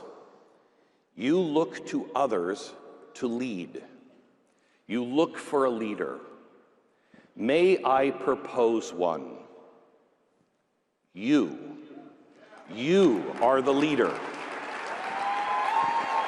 As I was watching speeches yesterday, I thought to myself, what do any of us clowns who are up here have that you don't have? What is it that we have that you don't have? A platform? Build one. Charlie did. Build a platform. You don't have an understanding of history or God or economics or politics. Learn it. You have the world's library in your pocket. Learn it. The only thing that I have that maybe you don't have is white hair. That's the only thing that I have, and that comes from a long life of watching things play out over and over and over again. So the only thing that I have that you don't have is I've seen the pattern. You're in the first phase of your life, so you're seeing the pattern for the first time. But believe me, all of this crap will happen again and again and again. And when you have the white hair, you start to go, oh crap, this is a giant game. I wish I would have known that a long time ago. You need to know one thing. You hold every card you need. You have everything you need.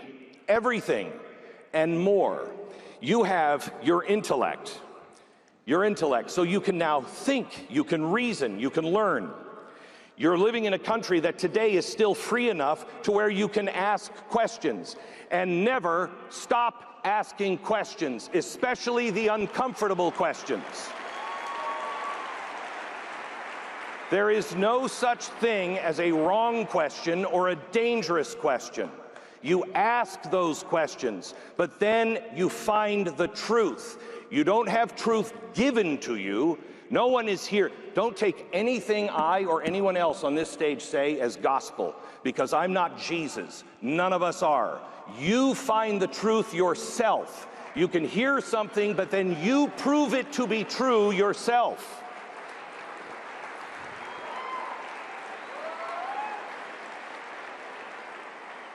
Here's something else that you have that I think you dismiss.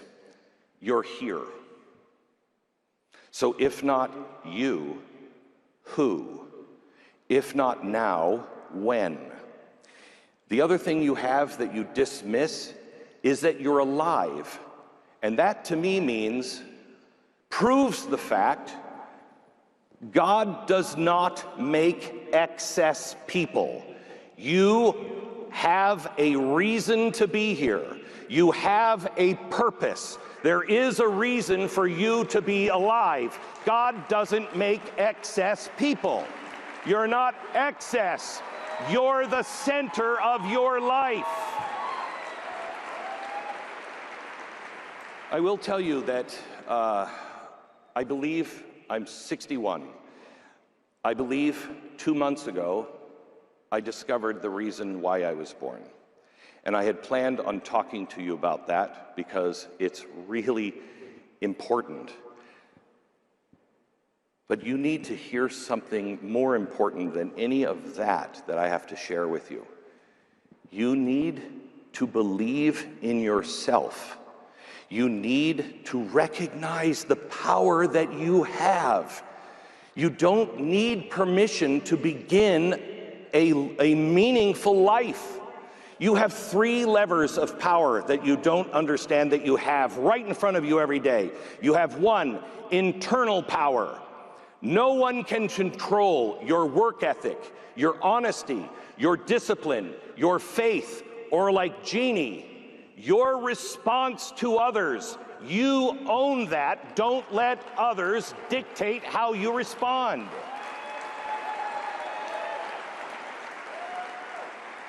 You also have compounding power.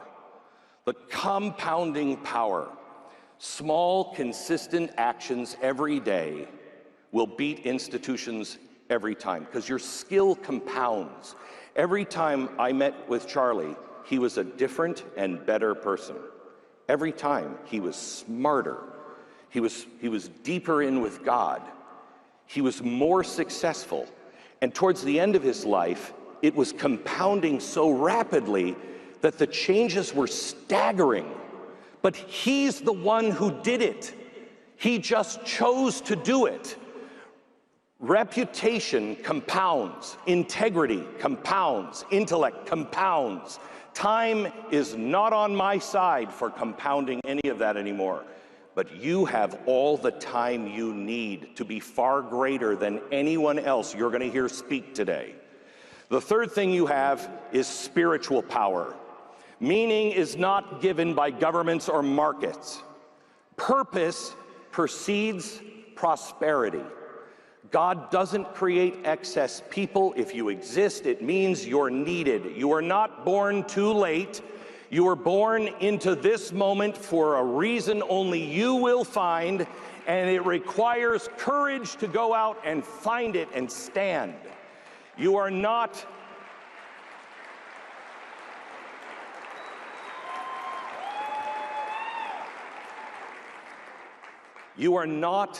a victim. Spread the word.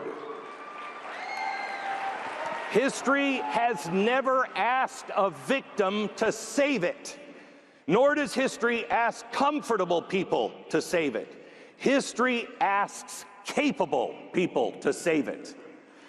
You will discover, if you shake off the lie of victimhood, you will discover the glory of responsibility. When you take on responsibility, when you concentrate on responsibility, you will discover purpose. When you have purpose, cynicism falls away and your life becomes a calling. Concentrate on the first step, personal responsibility. Let me leave you with a scenario. We're sitting in here, and all of a sudden, the mic goes out, the lights go out. What's the first thing you do? First thing, we probably all gasp or laugh a little bit, gets a little uncomfortable, and then you probably will pull out your phone. And there's the light. And you will look at your phone, and somebody at some point will realize there are no bars anymore. The lights go out, not for a minute. Let's say it's not a glitch. Let's say they go out and stay out. At first, the phones come out, and somebody will say, wow, this is weird. Then your phones die. Then the stores close. Then the sirens start. By tomorrow morning, if the lights went out right now and they stayed out, and it was out everywhere, by tomorrow morning, there would be a change in most people's eyes. And it would not be fear, it would be confusion, which is worse. When the system disappears, people don't ask the question, who's in charge? When the lights go out and stay out, people begin to ask the question, who knows how to live without the system? Some people will freeze. Some people will wait. Some people will demand answers. I want answers. Somebody's got to pay for this. And they'll be demanding answers from institutions that no longer answer. Others will just look around. Others will begin to look around and then check on neighbors. They'll begin to share food. They will organize quietly. They will not wait to ask for permission. They don't have or need special authority. They don't have official titles. They have something else, personal responsibility. And here's the part that matters. When the lights go out, that's when everyone will discover who they really are. No one will ask, who did you vote for? No one will ask, what did you post? No one will ask, who are you angry at? How angry did you get? Whether you're prepared to stand or not, that's the moment. And we're at this moment. The lights are flickering. I told you at the beginning, you're not crazy. Things are not the way they should be. The lights are flickering. So now, what do you do when the lights go out? You need to restore your confidence. The lights are flickering not just in markets and politics, but in belief, in confidence, in belief. You've been told the dangerous things over and over again, that when the system fails, you fail. It's not true.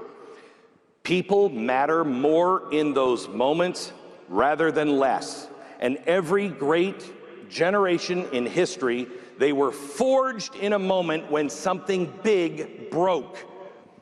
Not when things were easy, not when things were guaranteed, but when people your age looked at one another, saw this giant mess they didn't create and went, oh crap, we'll fix it. I'll take responsibility. That's not weakness. That is the highest form of power, because power is not the ability to control others. Power, real power, is the ability to control yourself when no one is watching. Power is telling the truth when lies are rewarded. Power is forgiving hatred when hatred is celebrated. Power is building when everyone else is tearing down. Hear my message to you. You were not born too late. You were born with everything you need. All you really need is belief in yourself, and from there comes courage. And courage is not loud. Courage is just getting up when you've been beaten down. Every time you fall down, you just get up again. That's what courage is, getting up one more time after you fall. That's it. Courage is required now because civilizations are not saved by governments. And people who understand their power, they fix things. That person that will fix things is you. So I urge you, please, leave here this weekend filled with one thing. If you take one thing away, is that you matter, that you count, that the ultimate power is there and it channels down to you, and you can accomplish anything. So go out and do what Charlie did. Live your life in a way that you are prepared for when the lights go out. Do not curse the darkness. Become the light that others will see by. We're counting on you. Thank you. Go out this way.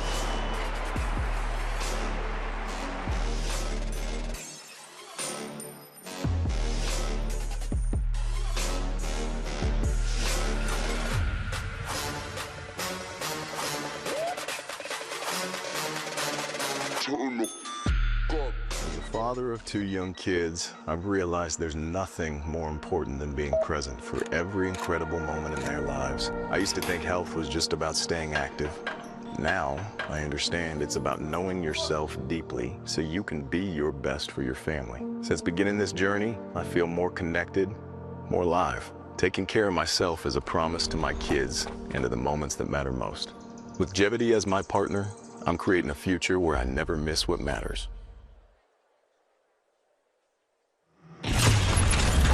We have to maintain the dignity of this place. We're the greatest deliberate body in the history of the world. There's a deep and rich tradition here. I want us to have dignity and decorum in this institution because it sends a message, a beautiful country. It's the beauty of America that allows a firefighter's kid like me to come here and serve in this sacred chamber where great men and women have served before all of us and strive together to build and then preserve what Lincoln did refer to as the last best hope of man on earth. We stand at a very dangerous time. I'm stating the obvious. We all know that the world is in turmoil, but a strong America is good for the entire world. That is the creed that has animated our nation since its founding, that has made us the great nation that we are. And the world needs us to be strong. They need us to remember our creed and our admonition. Please welcome Speaker Mike Johnson.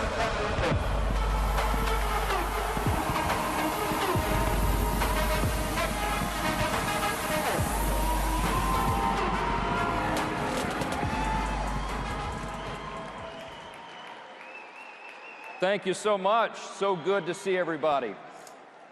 We are so grateful to be with you here at the end of a historic year in Congress on the eve of our great nation's 250th birthday. And that's right. And in the midst of this epic and fateful battle that truly will determine the future of our great republic. Charlie Kirk understood that better than anyone. And as you've heard here over the last few days, we're no longer in a battle, no longer in a contrast just between Republicans and Democrats. We're in a contrast between two completely different, diametrically opposed worldviews. Charlie stood for that. I knew him a long time, and yes, Andy Biggs, we're going to work on that statue in the Capitol, okay?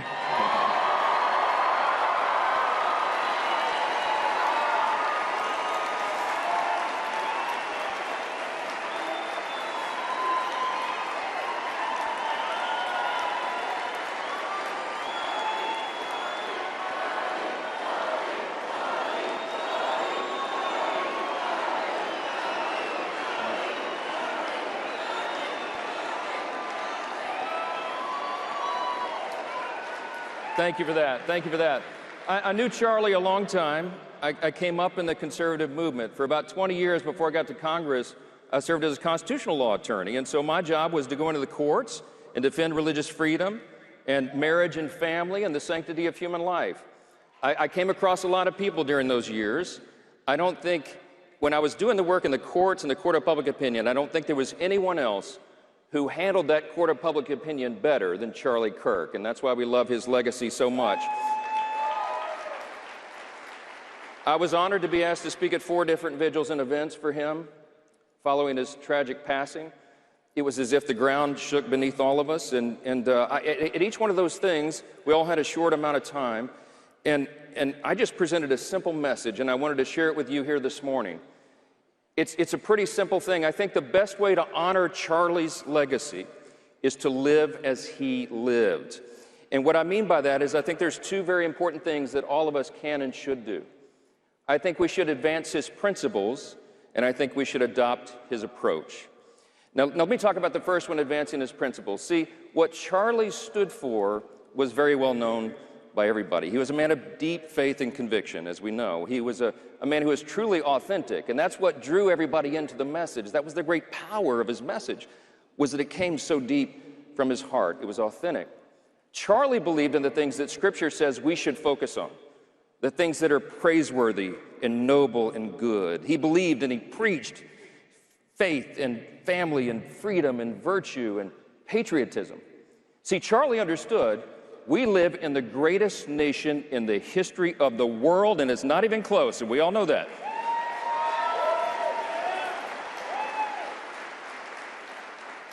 Charlie had a great talent of explaining why we live in the most successful, most benevolent, most free, most powerful nation it's ever been. It's really not even close. And he did that so well, because see, Charlie understood, the reason he was so passionate about that message is he knew that it is easy to take freedom away from a people if they do not understand the source of it. I love that he read Psalm 11:3, not just as a rhetorical question, but as a call to arms. You know that scripture, it says, if the foundations be destroyed, what will the righteous do? It's our call to arms as well.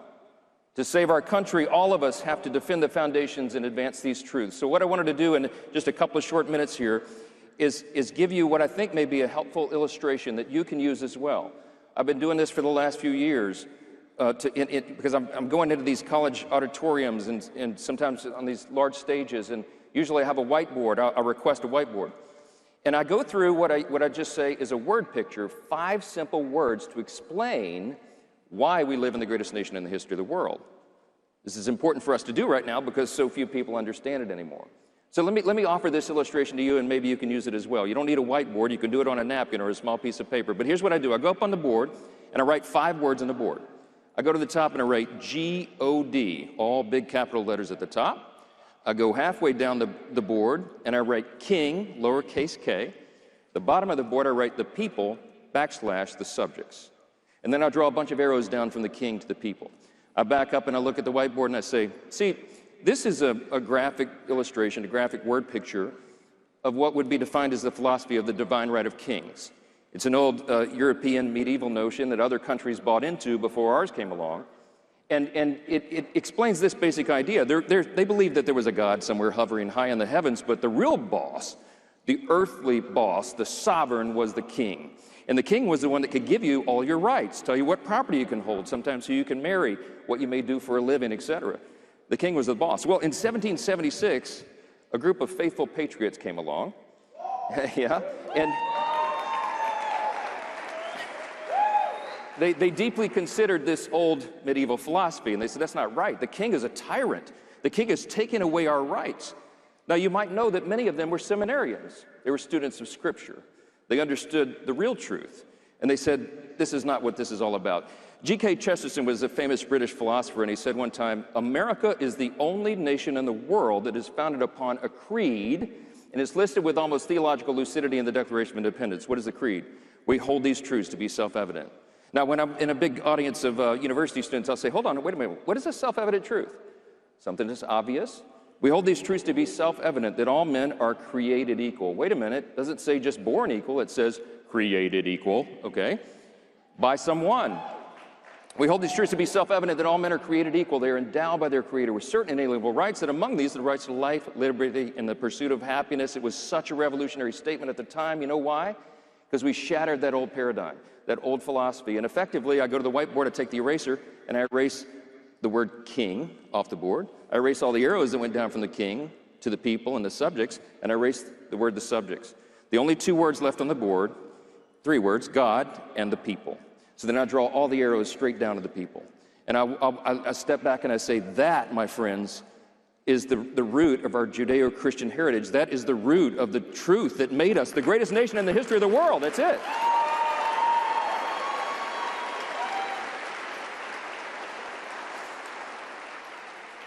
Many years after the founding, Abraham Lincoln famously summarized it in the Gettysburg Address. He said, we are dedicated to this proposition that we are one nation under God and that a government of the people, by the people, for the people shall not perish from the earth. But then we have to explain the next part.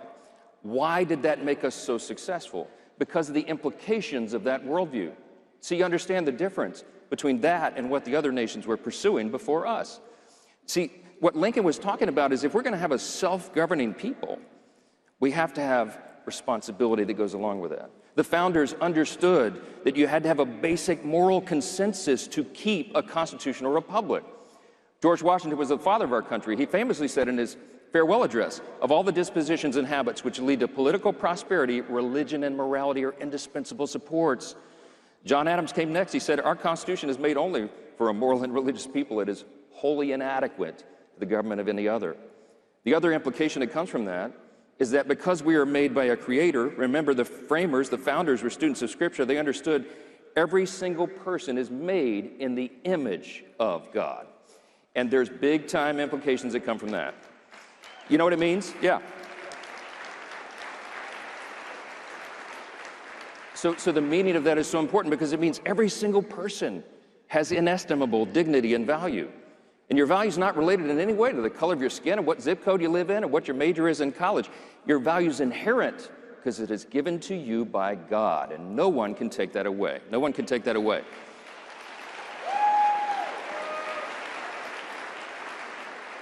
The founders built our country on the premise that our rights do not come from the state, they do not come from the government, they come from God Himself. And that is what has made us the great nation that we are. Now, look, real quick to close the illustration, then I say, when I'm in a university campus, I say, but you know what the problem is? Over the last few generations, we have strayed from these foundational truths. The foundations are being destroyed. I take an eraser, I go back to the board, and I erase G-O-D, because now there's this movement that denies the Creator Himself, denies His commands and His orders and all the things that ordered our liberty in the beginning. And that is the problem, and that is why freedom is imperiled, and that is why we're in a war in this culture to save the greatest nation, this great republic of ours. The best way to restore it is to return and restore those foundations, to return God to the top and to remember who we are beneath Him.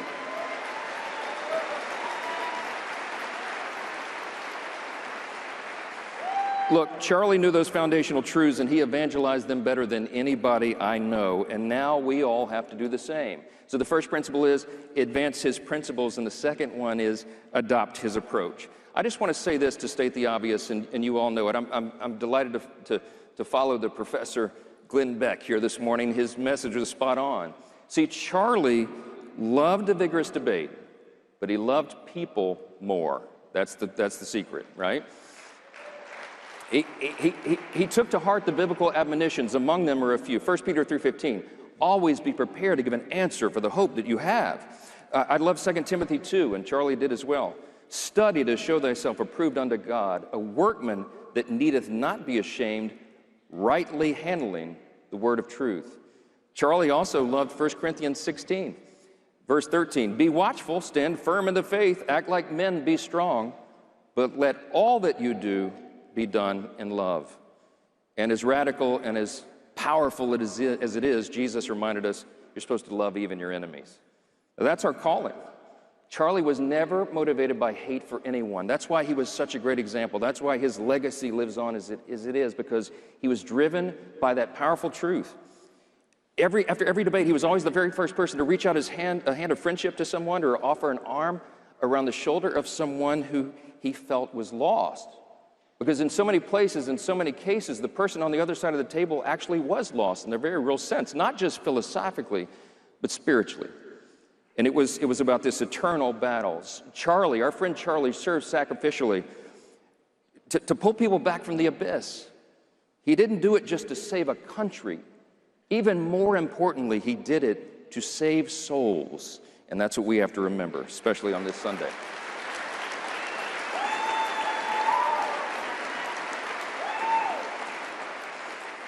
All that is necessary for the triumph of evil is that good men do nothing. And your presence here today shows that you're in the category of those who do much. I want to thank you for all your willingness to stand and engage in this battle right now. It's never been more important than it is right now. And I want to thank you all for what you did in last fall's election, returning Donald J. Trump to the White House, yes.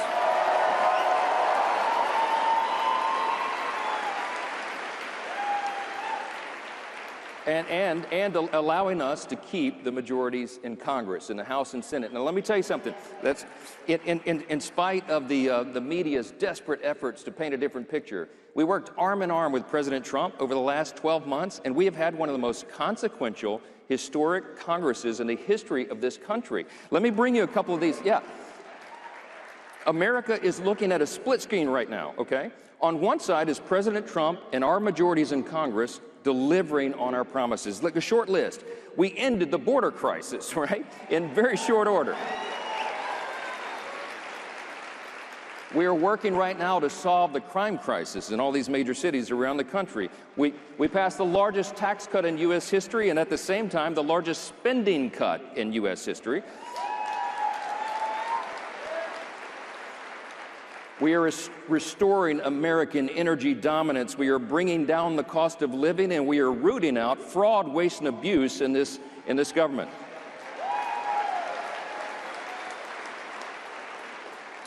We kicked illegal aliens off of taxpayer benefits. I think you'd like that.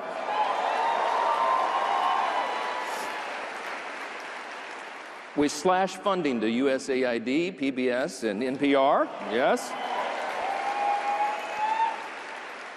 They were too woke, and you know what we did as well? We kicked biological men out of women's sports, and so much more.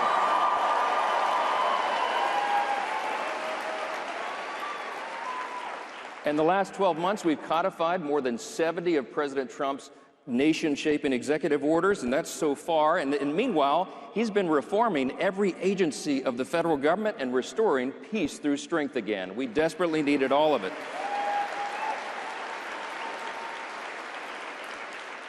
All of that is in the past 12 months. We have so much more to do. And by the way, we did it with the smallest margins in U.S. history. I mean, every day, every day. On the other side of that split screen, in quick summary, you see the radical left Marxist Democrats, and they are being overrun by the Marxists. They truly are. This is not your father's Democrat Party anymore, and they want to dismantle the very foundations of our republic and everything that we all stand for and that Charlie Kirk evangelized. Everything, as has been said here, everything is on the line in the midterms of 2026, and we have much more to do. But if we lose the House majority, the radical left, as you've already heard, is going to impeach President Trump. They're going to create absolute chaos. We cannot let that happen, and I know you won't. I know you won't.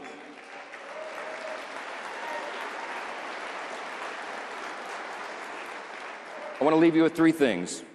If we refuse to let the left and the mainstream media lie without being challenged, it's our job to challenge it. If we refuse to let outside forces divide us, as Glenn Beck said so well, and if we all will do as Charlie did, and that is fight like happy warriors, advance his principles, and adopt his approach, we will win next year, and we will save the greatest nation in the history of the world.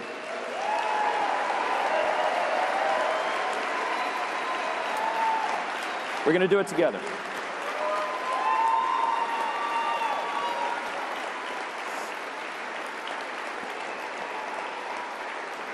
Merry Christmas, Happy New Year, Happy Super Centennial. Let's go win. Thank you.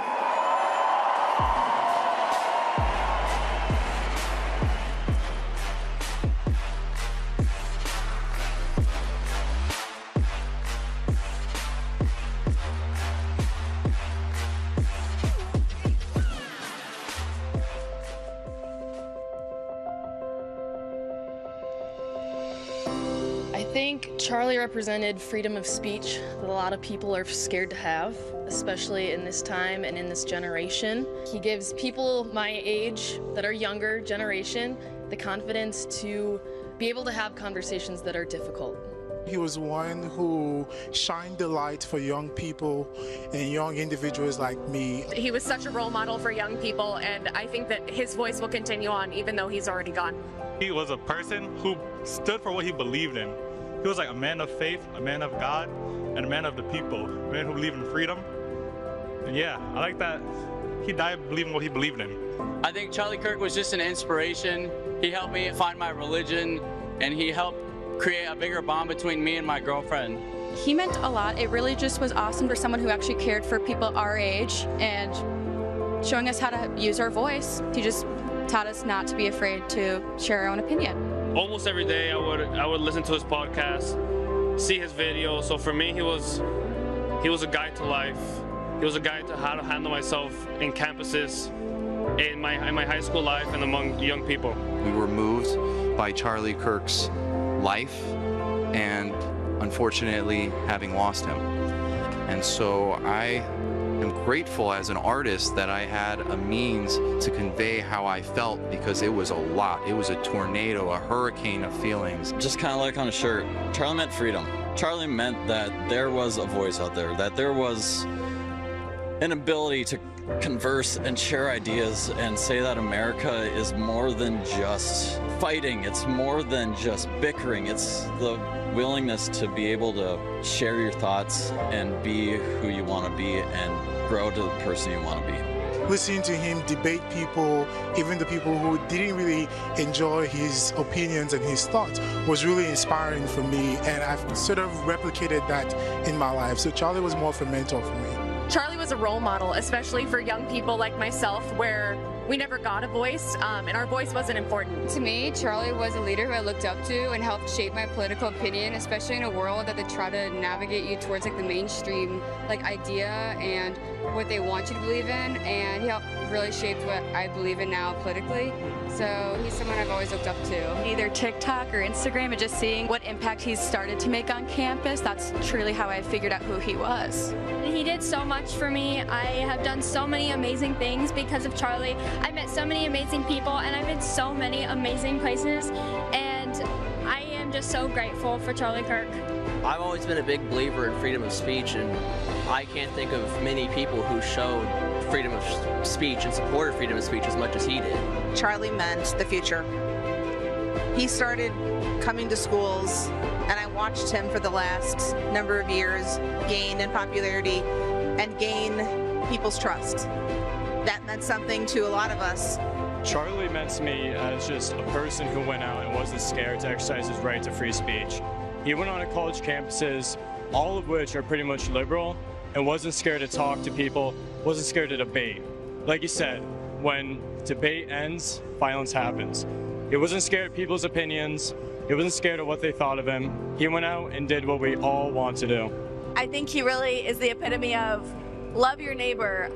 Just because someone maybe thinks differently than you doesn't mean you have to isolate them.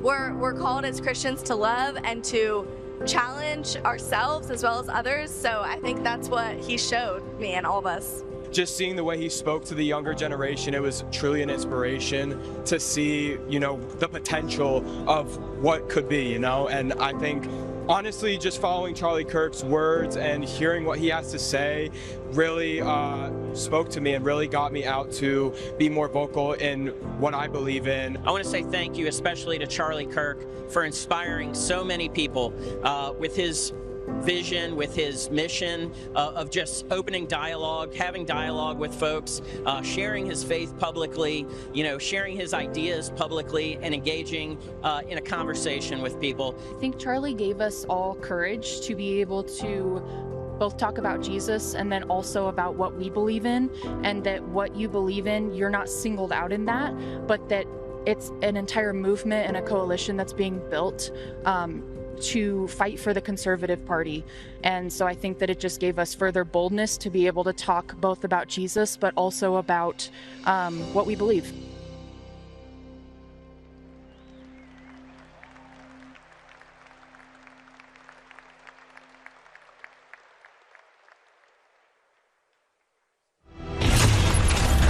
We have a chance to transform our government once and for all, to function as it was intended, to be of the people, for the people, and by the people.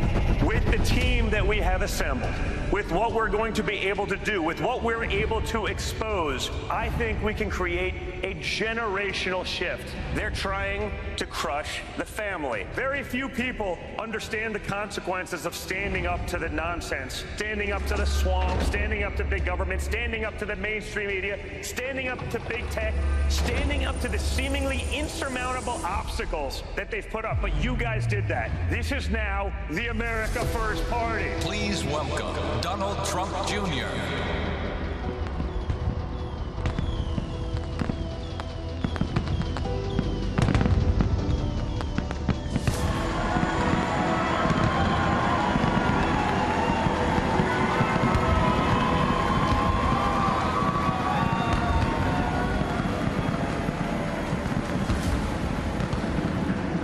What's going on, Turning Point? Wow. You guys are a serious tribute to everything that Charlie stood for. The last time I gave a big speech was actually right here in Phoenix at his memorial, and it was a little bit of a different feeling.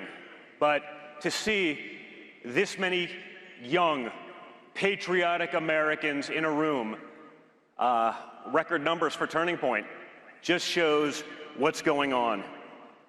Charlie's courage is why you guys are all here. His willingness to lead, to push people through is incredible. And honestly, I was concerned. I was worried. I was worried that without Charlie, this room would go out like it was 10 years ago when we started this incredible voyage, and it would dissipate. But this is literally double what it was last year, and that was a record.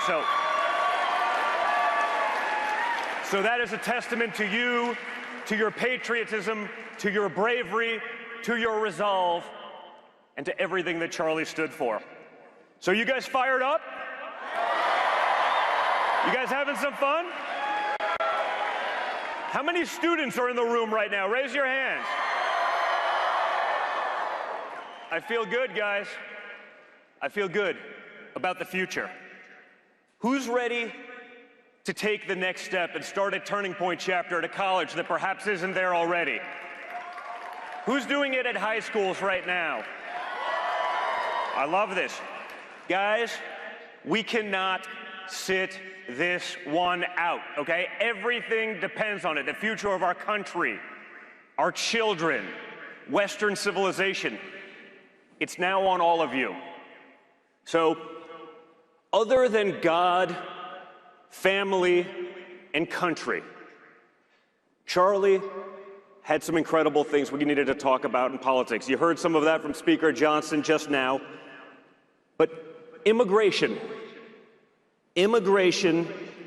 matters. It's a fight that this administration is taking on. We've realized that if you import the third world, you become the third world. And we're not gonna let that happen. Because of radical Democrat policies, millions of people poured into this country that should have never been there. They jacked up the price of rents, the cost of goods, diminished our healthcare system and our education systems. And that's all ending. I heard a little bit of a snippet from Tom Homan, who's probably like typecasting for getting this done. And we are winning. We are taking back our country. Make no mistake, guys, it was intentional, okay? It took my father 2 weeks to shut down the border, to end the insanity. We didn't need new policies. We didn't need new people there. We needed a new president who was willing to follow the law and get things done.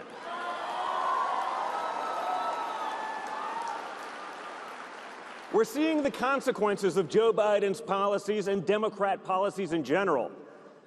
Terror attacks. A couple of our National Guardsmen were killed a few weeks ago. We're seeing the crime. We're seeing the chaos. And responsibility for that doesn't just fall on Democrats. It falls on so many of the weak Republicans who just capitulated to the DC swamp. And we're going to put an end to that, too.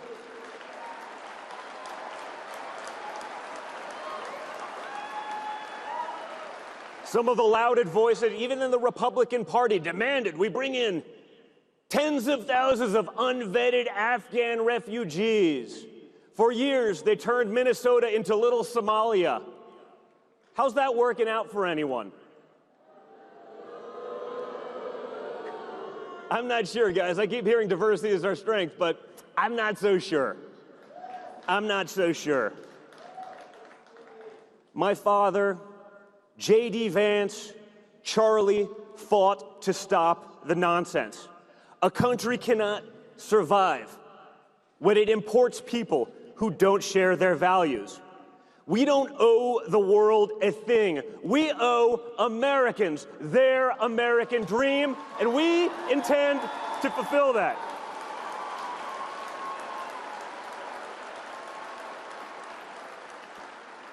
It sounds tough, but we deserve it for the future, for the next generation, for all of you who are going to take on the mantle and lead this country to continued greatness.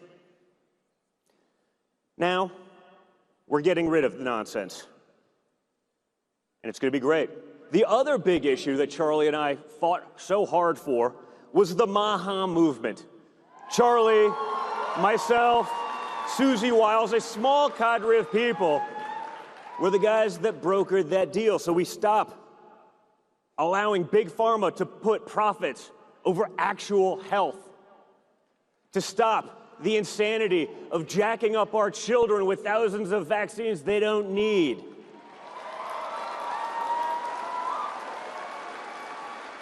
Profits don't matter more than health. And when you do need actual health, they're fighting to make sure that Americans pay less than Europe. None of this nonsense where you buy a drug for $1,000 and in Europe, American drugs are being sold for pennies on the dollar.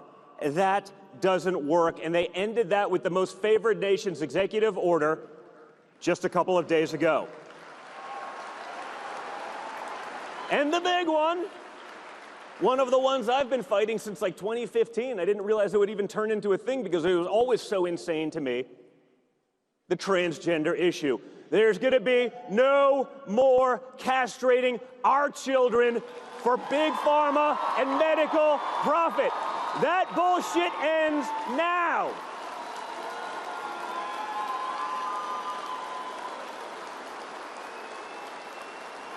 Federal funding is being cut off for sex change operations for minors. I never understood it. I never understood. I say, wait. So a 3-year-old can decide to permanently mutilate their body, be put on toxic drugs for the rest of their life. But a 25-year-old has no idea what they're doing when they're signing for their student loans. The most elite in America, the academically inclined, somehow don't seem that elite when they need a plumber to pay their student loans. That ends too.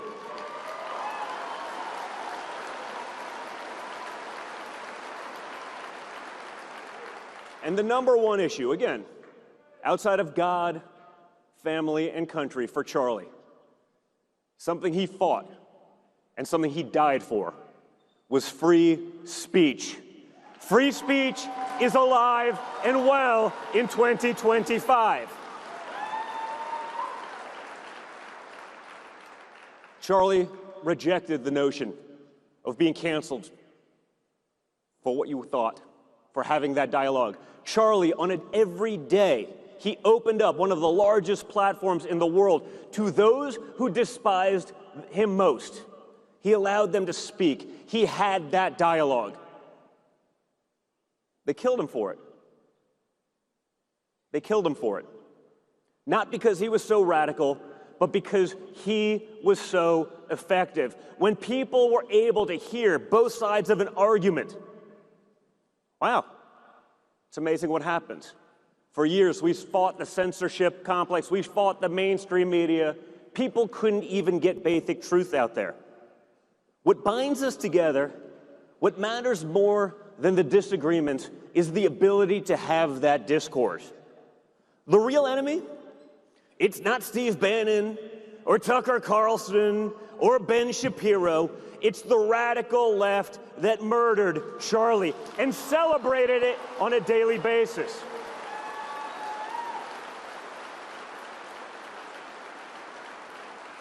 Free speech is under attack everywhere. In Europe, they're putting people in jail for basic truth. If one of your family members was raped by a roving gang of migrant thugs, and you say they shouldn't even be here, you get thrown in jail. The rapists get an apology and get let off. Think about that. That's happening right now in the UK. Do not let that happen to America. We are the last stand for common sense, for free speech, for truth, and for decency. Do not squander that.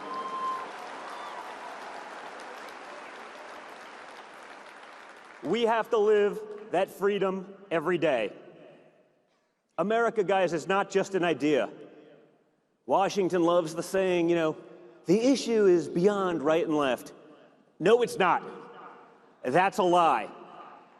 We are in a real argument about what America is, what it stands for, whether it survives for our children and our grandchildren after them. America's not just an idea.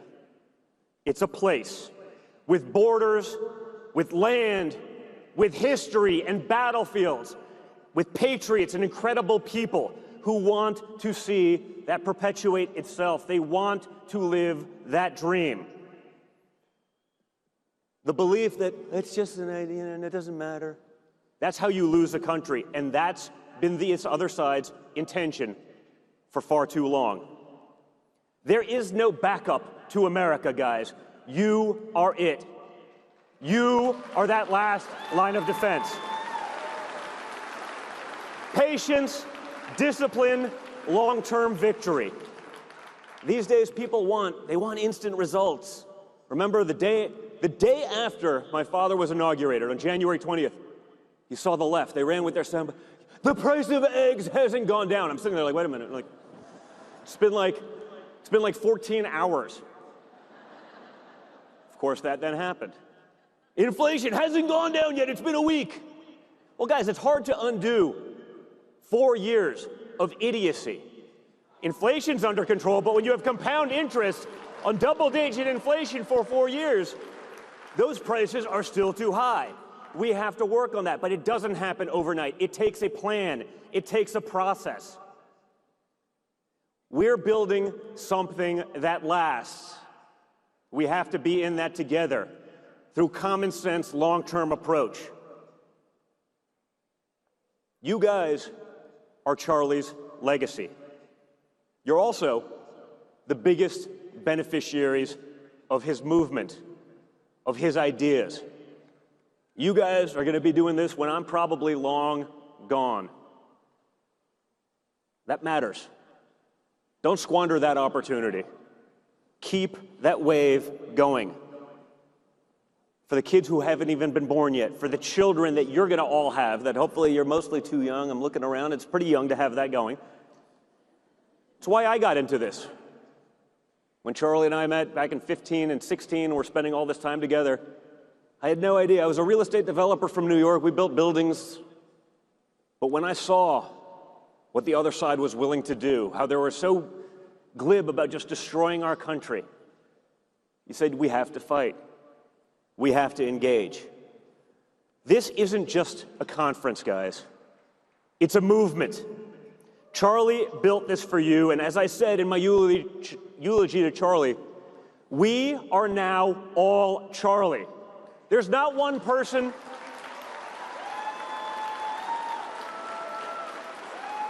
that's going to replace Charlie Kirk, but if each one of us take a fraction of what he was able to do, a fraction of his energy, his passion, his intelligence, and we come together, the movement that he wanted to achieve is totally doable, guys. Join a Turning Point chapter. If your school has one, get involved. If it doesn't, start one.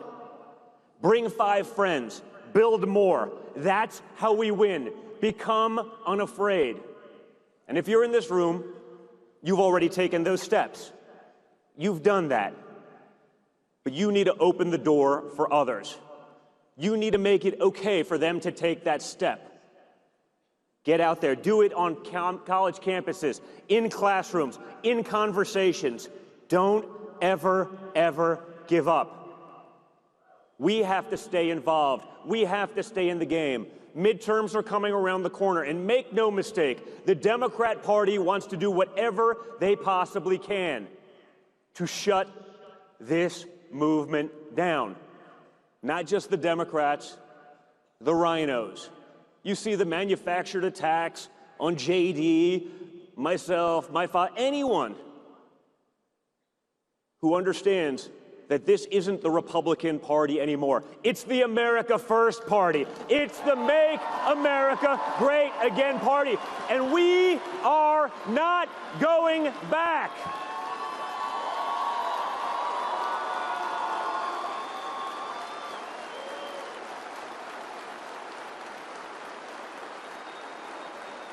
The same.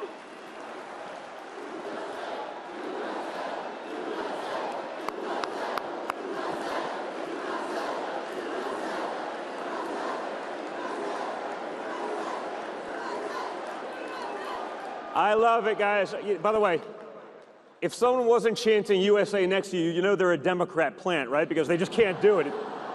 It's like pouring holy water on a vampire. This presidency, guys, didn't happen by accident. There's been a long undercurrent of Americans being felt left behind. You saw it. It's been going crazy in the last this week alone on social media when you're hearing about all the people, especially young white men who for a generation were left behind by DEI. They were told, well, you know, you don't check a couple boxes, so you may be better, you may be smarter, but you're not getting into that college. You're not getting that job. You're certainly not getting a promotion. But you better damn well realize that you're still privileged despite being discriminated against. It's funny, but it's actually happening. And that's why everyone has to engage. Everyone can't sit out the midterm process, or this becomes a 2-year presidency, not a 4-year presidency. We have, for the first time, we have a bench of great people who can continue the movement that my father started, that can fill the void that he recognized in hardworking Americans, that Charlie so aptly understood and promoted. But you guys are it. Speak boldly, organize relentlessly, stay in the game at all costs. Again, you guys are the biggest beneficiaries of this movement. But if you don't do that, you're also the people that are going to suffer hardest and longest if the radicals get what they want. You have to be a part of it. You have to continue that legacy. If you want to save America, if you want America to continue the way we all want to and the way we love, you get to work.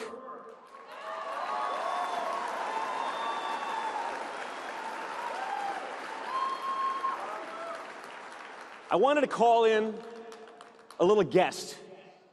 He may not be here today, but I wanted to make sure he had a chance to say hi. Mr. President? Can you guys hear? I want to be with you, but I'll be with you soon. And I just want to say that nobody did more for me than Charlie, and there's nobody better than Erica. And you are the greatest people on earth. We won in a landslide, and we're going to continue to do it. And I just want to thank everybody. You got out there, and they voted, and they pressed doorbells. And I just want to thank you all, and I hope my son's doing a good job representing me. Otherwise, I'll have to say, you're fired, Don. You're fired. So thank you very much, and have a great day. And I hope Don makes a great speech. If he doesn't make a great speech, let me know about it. I'll give him hell.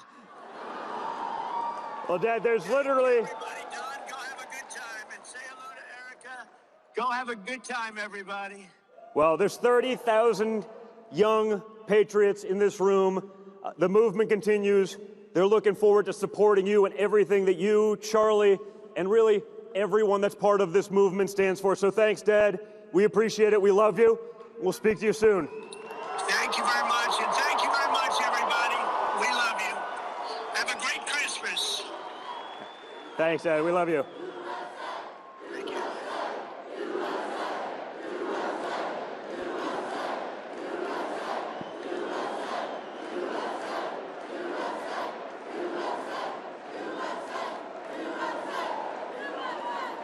I'm not good at much, guys, but I can call in the big guns sometimes, right? It's always nice when he actually picks up the phone. It's a lot more awkward when you're in front of 30,000 people and it goes to voicemail, right? So it's like, at least we still got that. But thank you guys for everything. Thanks for the sacrifices that you've made.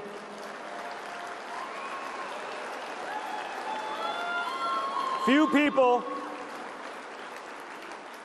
outside of Charlie, Erica, and his incredible family understand the sacrifice that it means to take on that machine. I get it, guys. I understand what they will try to do. I understand that there is no limit to how far they will go. We have all witnessed it. We have all seen it. But understand, the only thing worse than that is the consequence of our apathy if we sit it out, if we don't get out there, if we don't do everything in our power to do that. So get out there, get unafraid, and in the words of your favorite president, fight, fight, fight. Thank you, AmFest. Thank you, America. I love you guys. Merry Christmas.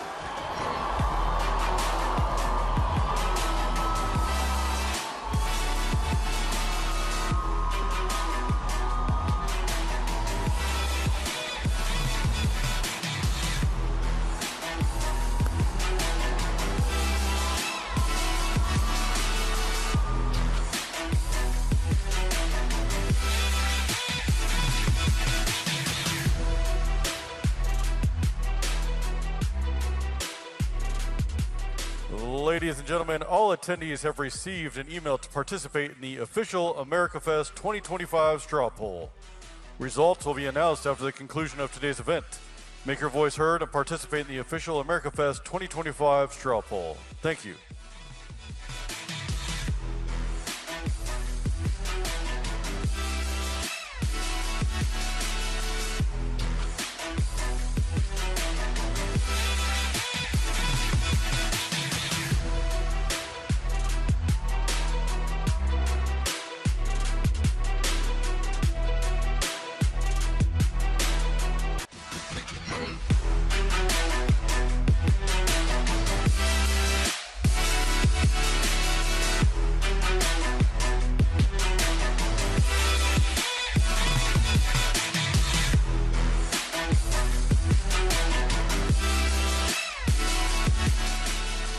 A very big hello to everyone gathered in Phoenix for Turning Point USA's AmericaFest 2025. This year we honor and remember an incredible patriot, a generational leader, and a friend who was stolen from us much too soon. He was a fantastic person, the one and only Charlie Kirk. Charlie was a warrior for God and country, and he gave everything he had, even his life, in the fight to save America from those who would destroy it. That's why I'm proud to posthumously award Charlie our nation's highest civilian honor. There's nothing like this one. It's called the Presidential Medal of Freedom. We continue to grieve Charlie's horrific murder, and as you can see in Phoenix, we carry on this fight with the help of his thousands of fellow warriors and Charlie's courageous and wonderful widow, Erica, a special, special woman. No one was more excited about what our movement has achieved this year than Charlie Kirk. He was right at the forefront. Starting on day one, we secured our southern border and stopped the invasion of our country. 2.5 million more American-born workers are employed today than when I took office. An incredible number. Think of that. 2.5 million more Americans are employed, and these are American workers. And we have more people working now than at any time in the history of our country. We passed the largest tax cut in history, the largest regulatory cuts in history, and the largest spending cuts in history. Then we're making America affordable again with big wage gains and falling prices for gasoline, energy, mortgages, groceries, and other pillars of the American dream. We have it down to a science. We made 8 peace deals in 9 months. Think of that. We stopped 8 wars in 9 months. We ended the war in Gaza. We got critical race theory and transgender insanity out of our schools, and we got men out of women's sports. We don't have men playing in women's sports anymore. Every day of my administration, we will keep on fighting for Charlie and the country he gave his life to defend. He loved our country so much, and he loved you so much. And we will make America greater than ever before. We're going to do that. We're going to do it in honor of Charlie Kirk. So thank you, thank Turning Point, and God bless the USA.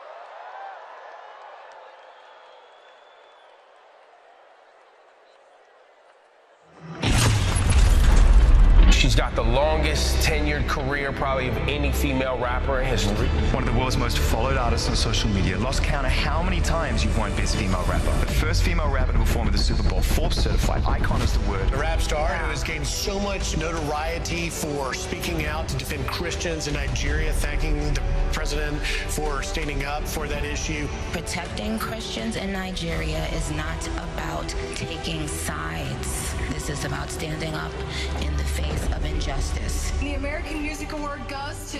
Your winner is... The winner is... She's not only one of the all-time great female rappers, one of the all-time great rappers in general. Trending #1 worldwide. Nicki Minaj! Ladies and gentlemen, please welcome Nicki Minaj.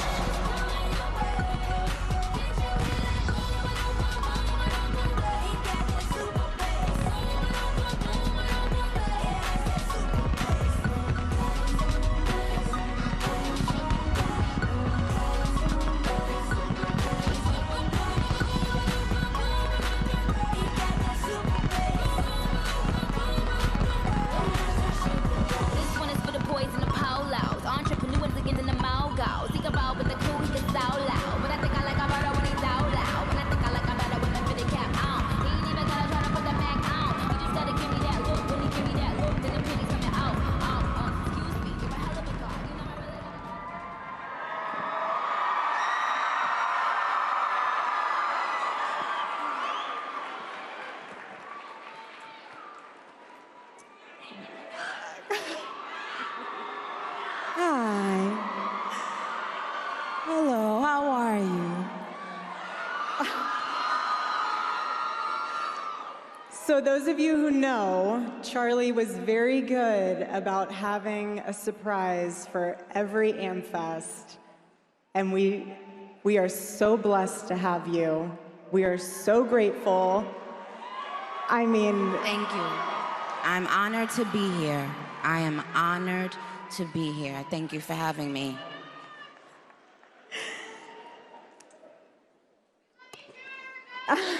Love you guys. So we're just gonna dive right into this. You had some fun words for Governor Newsom. I have to read these tweets because they're amazing and they are so funny. Okay, first one, we'll do this one. Unless you want to read it in your own voice. I think it'd be really great. Okay. Oh, Gabby Poo, it only gets worse from here for you, buddy. It's the end of the road for you, my love. Get on the nearest jet ski and let that beautiful hair blow in the wind. It'll make you happier than this race that you will not win. Enjoy life. Peace.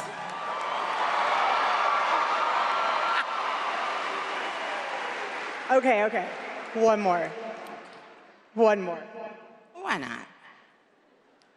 Imagine being the guy running on wanting to see trans kids. Haha, not even a trans adult would run on that.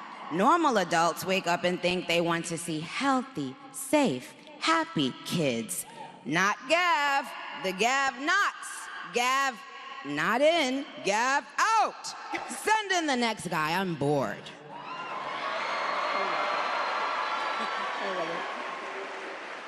So I'm just gonna let you riff. Like, I want you to say whatever you want to say to Mr. Newsom.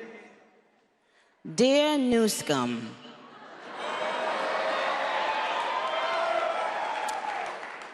we don't have a problem cleaning up the scum if we have to. Please tread lightly. That's what I would say to Gabby Poo. So with regard to the current administration, what has been maybe the biggest surprise for you, or something that you just really has been put on your heart that you've learned about our president and our vice president? Well, I have the utmost respect and admiration for our president.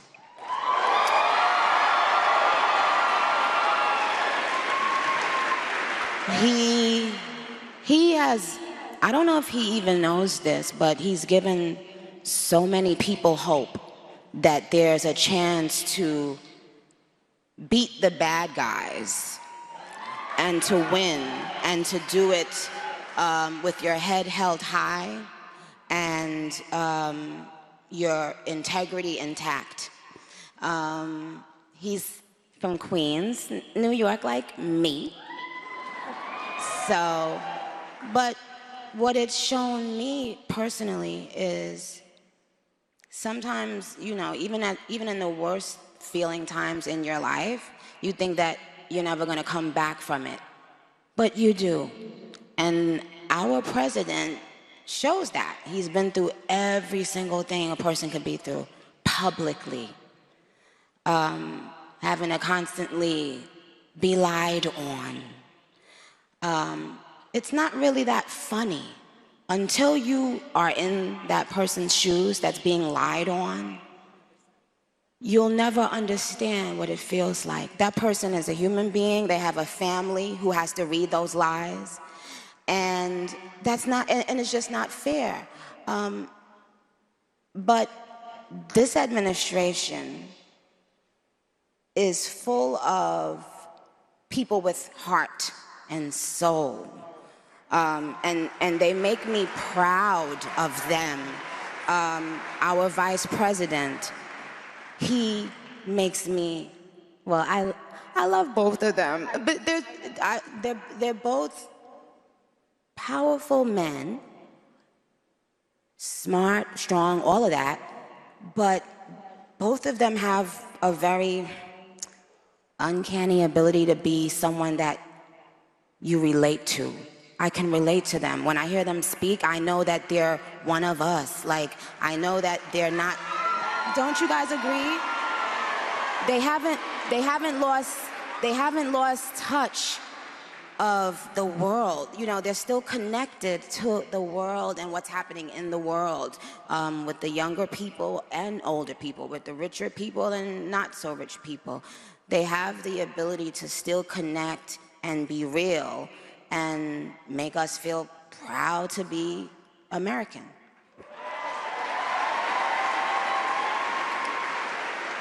So why now have you been involved with speaking about politics? What was kind of the turning point for you? Yeah. What was the turning point? Well, I just got tired of being pushed around. Yeah. Sometimes you just get tired of it, and then you realize, wait a minute, I have something inside of me that's stronger than what's out there. That's right. So when you've had enough, you realize, wait a minute, why do I even care about these people and what they think? Who are they? They don't even know who they are. So I'm not going to back down anymore. I'm not gonna back down ever again. Amen.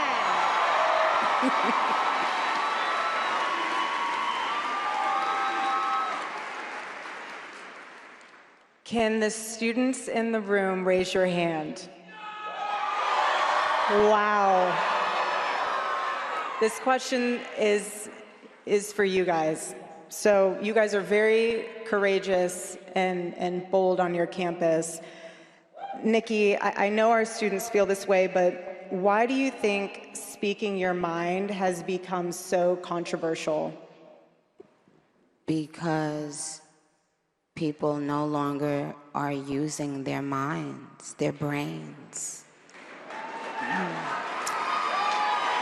So right now, just imagine, we're not allowed to have a different opinion anymore. We're not allowed to think out loud anymore. We're not, this is not what the world used to feel like. And especially for the young people, I don't want them growing up in a world where they feel like that. I mean, they deserve for their voices to be heard. They have valid feelings and they're thinking about things, and it deserves attention. You know, we should listen to what they're saying. And if you're growing up in a world that tells you it's taboo to say something that the masses don't agree with, that's not okay. And we're not gonna have it. And I love this. You know, it's giving the younger people confidence that they will need later on in life. You guys will need it, and you will have it. So I'm rooting for you. Amen. Amen.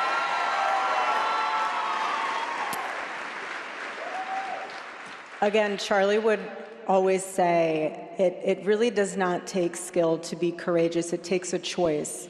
It takes a decision. And I want to say again, thank you for coming and being courageous and being able to share your heart with us. And the reason why that also holds true sentiment-wise is because I know that you are getting a lot of backlash from your own industry. What is your reaction to that? I didn't notice. Amen. I feel the same way. When people are like, what do you think about them? I'm like, I don't think about them. Bingo. We don't even think about them. We don't have time to. We're too busy building, right? Yeah, we're the cool kids. Okay. The other people, they're the ones who are still just disgruntled, but really they're just disgruntled with themselves. They are angry with themselves, you guys. So you can't wake up and think about somebody who is determined to just stay mad. I literally tell them, stay mad. Amen. Stay mad. Because we're going to stay joyful, and peaceful, and iconic, and smart, and we're gonna stay thinkers. In a world that doesn't want us to think, we will think. By ourselves, on our own, we will continue to think.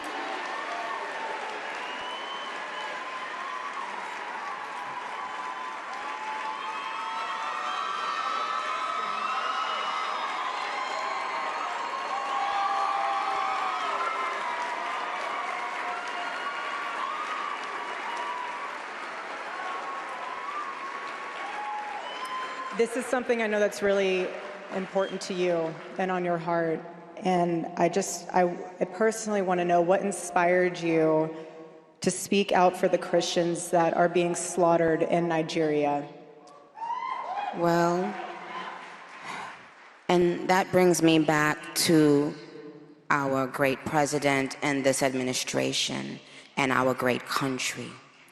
That we take for granted that there right now in this world are people who cannot worship God as they please, where they please. We take it for granted because we have it. We can't even imagine not having that right. But every time we pray and fellowship, we have to remember the people that are right now in this world hiding to pray and fellowship. And we have to pray for them. And first of all, Nigeria is a place I've always loved. Someone very dear to me, my pastor, is Nigerian. I have lots of Nigerian barbs.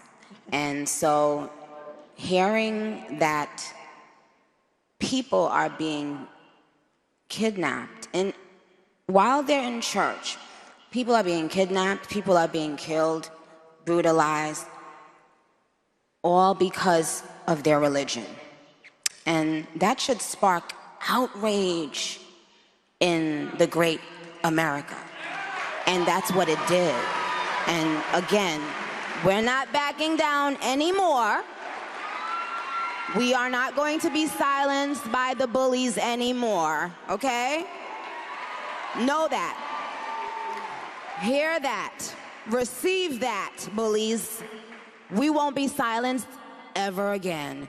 We will speak up for Christians wherever they are in this world. Amen. Amen. I don't know if you can see this at home, but she's getting a ton of standing ovations. I love you guys so much. Thank you guys. So going along that thread, can you tell us about your relationship with God? Because I think a lot of us want to hear. Sure. Well, my relationship with God started, well, when I was a toddler in Trinidad. My grandmother, if things got spicy in the house, like if the kids and grandkids were arguing or fighting, she would make all the little kids go in her room and make us say and say a prayer. So later on in my life, well, not much later, when I was like 10, 11, 12, I started going to church in New York. And it changed everything. It changed my life for the better because I was going every week. I was hearing the word of God be preached. And then I was going home and I was applying it to my life. Even as a little girl, I learned how to pray very early. I always had this faith that made people think, you know, the kind of faith that you think a person is crazy, like, oh, please, like, you know. But I had that faith instinctively once I started hearing about God and, you know, just getting more into the Bible. I got baptized when I was about, yep, amen. I got baptized when I was about 13. I got baptized. And I have just always applied those teachings to my life. I try to. And that's the thing. We're not perfect, we try.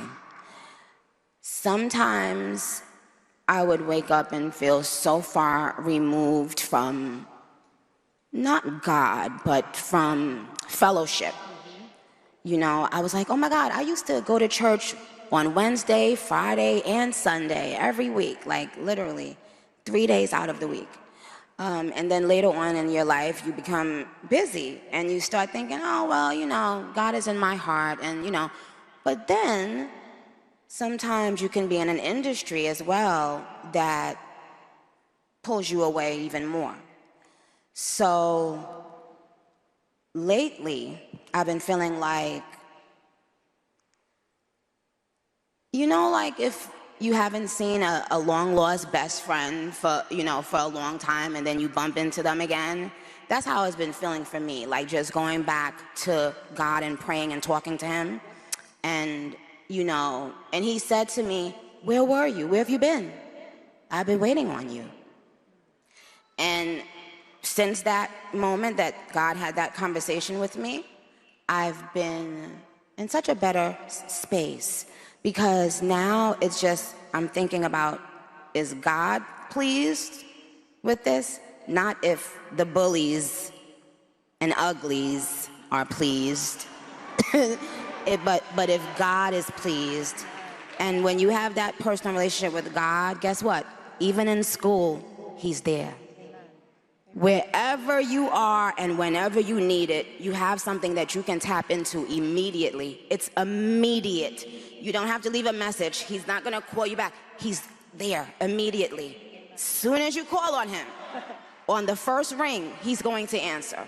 And I want you guys to remember that.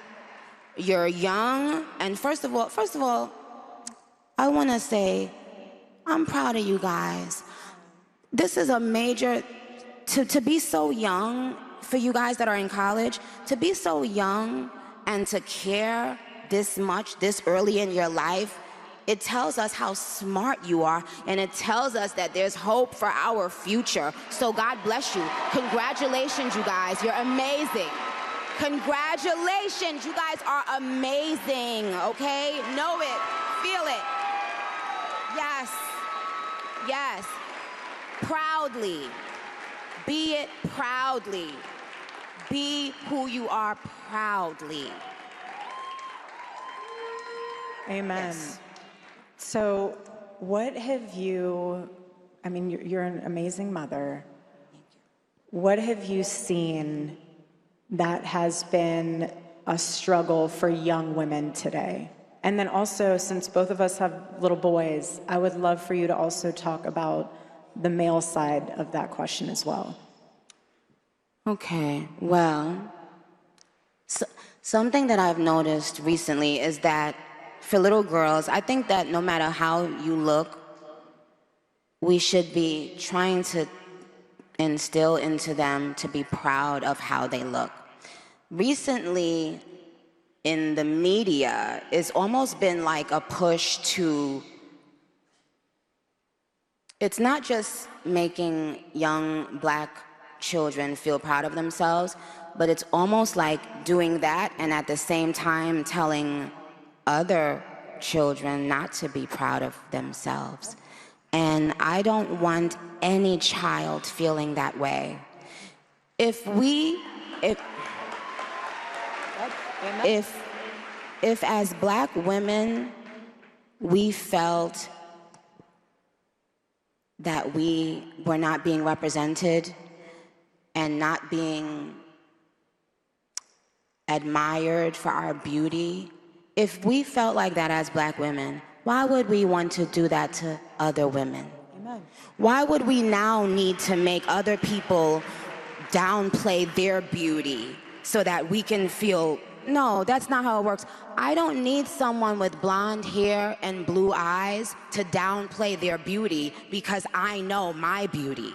Do you understand? It doesn't bother me that a woman feels and says that she's beautiful. Amen. Why shouldn't she feel that? Why have we gotten to a point where certain colors or certain kinds of people have to be afraid of loving themselves and loving the way they look? Mm-hmm. Like, isn't that wild? Yeah. And so for little girls, I don't want what was done to little black girls done to little white girls. I don't want it done to any girls. I want all the little girls in the world to know that you are unique, you are beautiful, you are you, and you can compliment another girl, you can compliment another woman and still know that you are epic and amazing. So that's what I would say for the girls.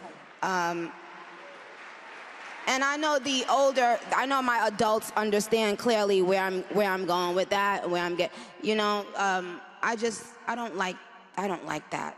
I don't like people making other people feel badly about themselves in any way. We need to nurture young girls. Yes, whether they are black, white, Asian, Hispanic, they still need to be nurtured. They cannot continue to pay for other people's sins. They haven't done anything wrong. Amen.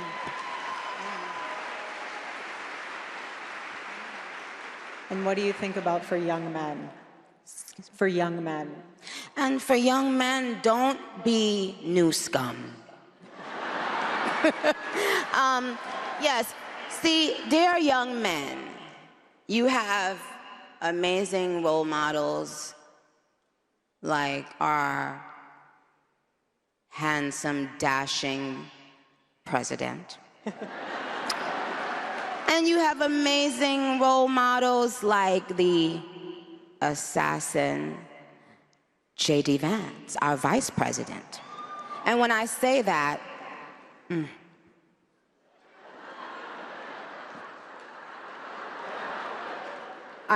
trust me, there's nothing new under the sun that I have not heard, so you're fine. Yes, we did. I love you. I love you. You have to laugh about it, truly. I have been called every single thing, and you know what? God is so good, you let it roll right off your back. And this is what's so beautiful about this moment, because if the internet wants to clip it, who cares? I love this woman. She's an amazing woman. She has a soul and a heart for the Lord.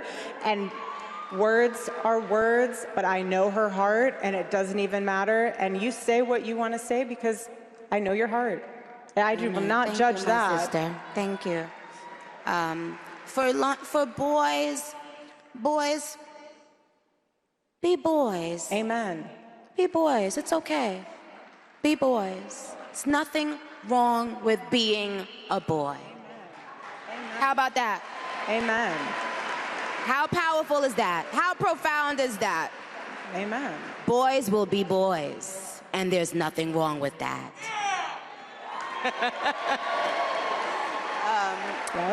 Yeah, that's what I want to say. What's something the media and the world in general misunderstands about you? Oh, I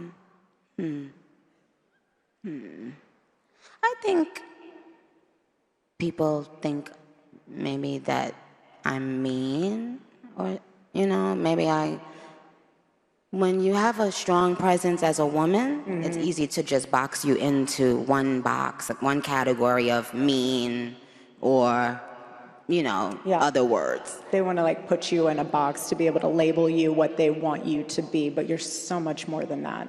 Because you intimidate them, and they want to find something. And if they can't find something, they'll make something up. They will. And so they'll put a label on you. But, it doesn't, what people misunderstand about me now, I don't care about it. I really don't.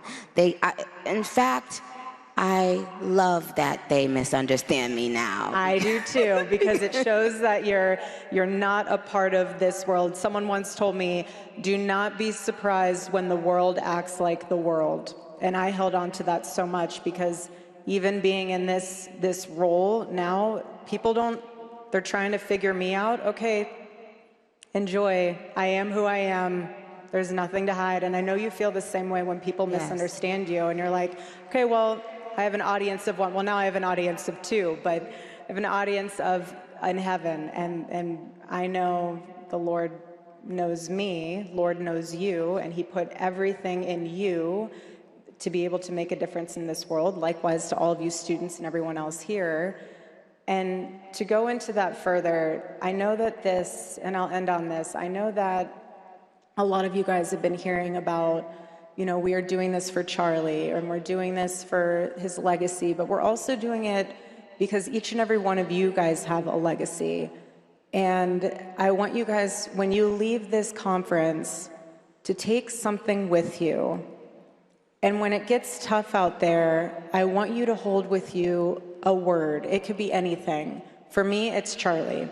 But for you guys, it could be, I don't know, refocus, family, children, future, something. Hold that word in your heart so that when you go back out into the world and you have someone screaming in your face, someone spitting in your face, someone flipping your table on campus, someone making fun of you because you're a conservative, someone making fun of you because you love the Lord, say that word to yourself out loud or internally to refocus your brain and your heart and your soul, to know that you're about something so much bigger and greater. The legacy with Turning Point USA, yes, but also for yourself. And so, Nicki, I want to ask you in closing, what is something that you want to leave as a legacy in this world for your family, for your baby, for just everything? Well,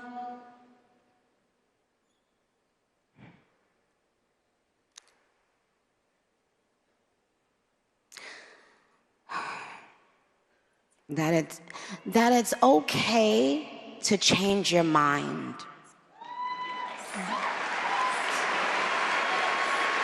Yeah, it's okay to change your mind.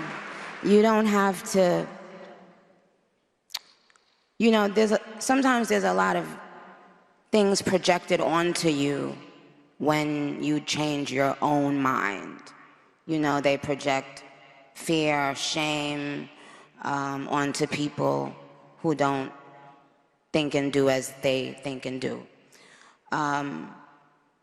But I've traveled the world.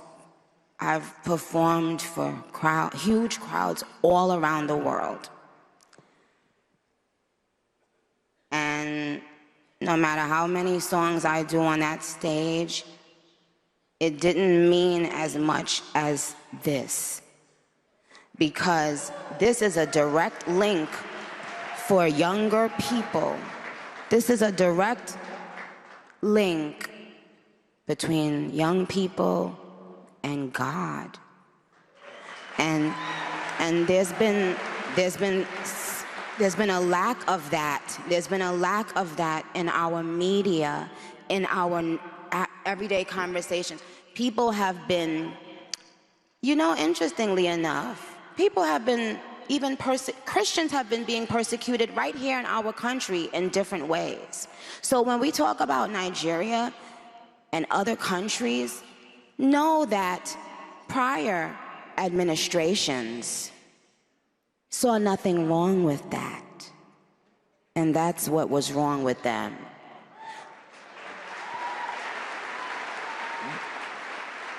I truly feel that there are people out there who felt good about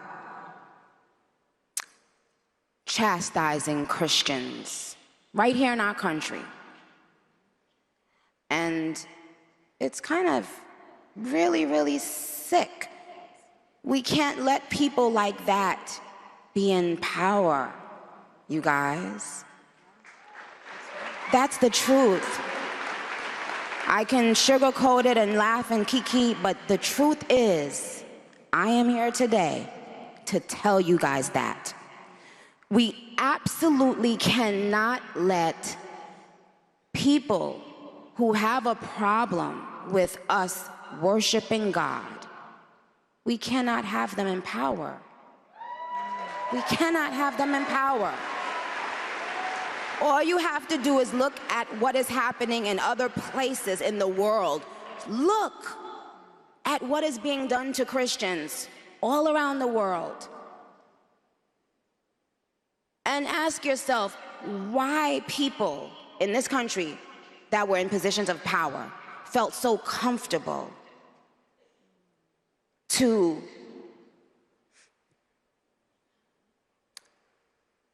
try to take our voices from us. They were that afraid, they are that intimidated, they are that insecure, they are that small inside that hearing us and seeing us worship God irritated them. Our spirit irritates them because when we speak, they get shown up. When the truth walks in the room, the lies hide. They don't come out willingly. You gotta pry it out of them. They hide because they don't want you or anyone to know who they really are behind closed doors, because even they know how evil it is to try to deprive people of worshiping God. Amen. We love you. Nicki Minaj. Thank you, guys. My darling, thank you for having me.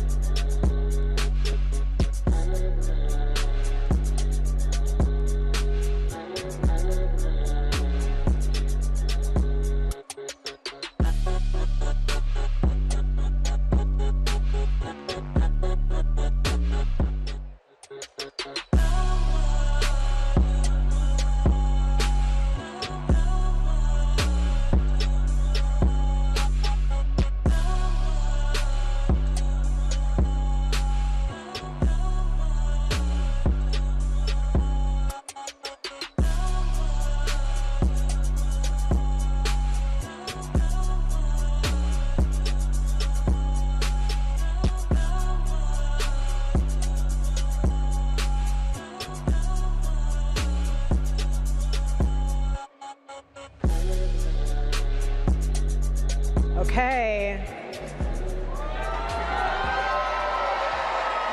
Last year, my husband introduced to all of you our incredible President of the United States. This year, it's my blessing, AmFest, and privilege to be able to introduce to you our incredible Vice President, JD Vance.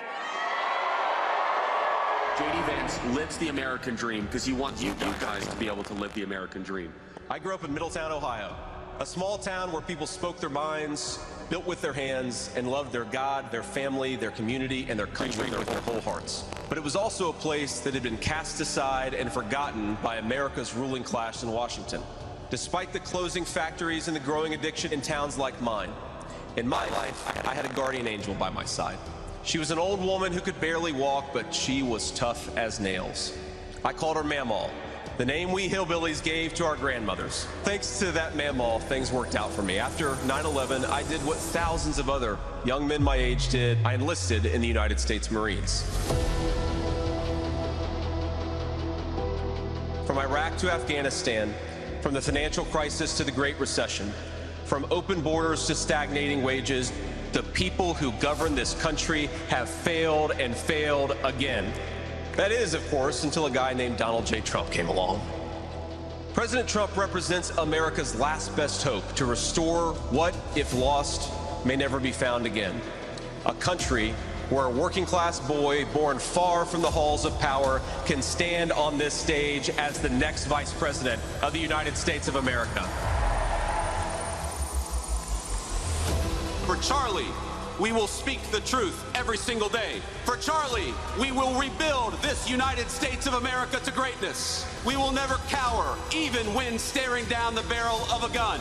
For Charlie, we will remember that it is better to stand on our feet defending the United States of America and defending the truth than it is to die on our knees. May our Heavenly Father give us the courage to live as Charlie lived.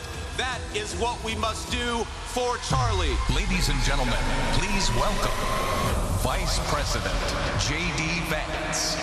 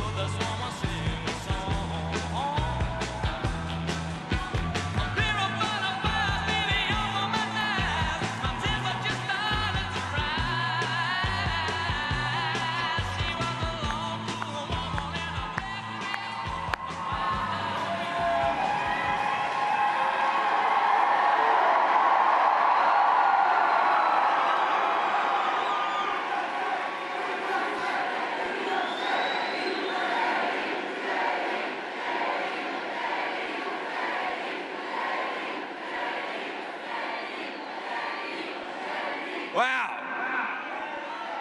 How's it going, Phoenix?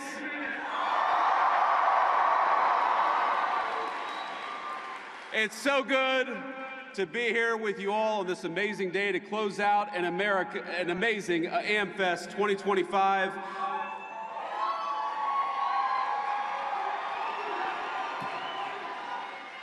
What an amazing crowd all of you are, and I have to admit, today solved one of the great insecurities that I had. Because as I've watched Nicki Minaj come out and declare her support for the truth, for courage, and for wisdom, I've had this little nagging voice in the back of my head wondering whether she thinks I look like the JD Vance meme. And it turns out, and I confirmed when she walked down the steps, Nicki Minaj actually knows what I really look like, and that is the best tribute that I could possibly imagine.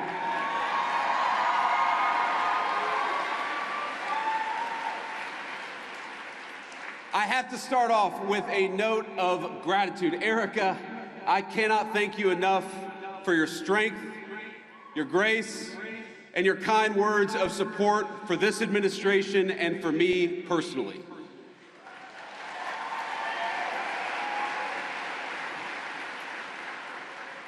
You lead an incredible movement at Turning Point, and I will fight alongside you and President Trump and every patriot in this room to defend the country that we so dearly love.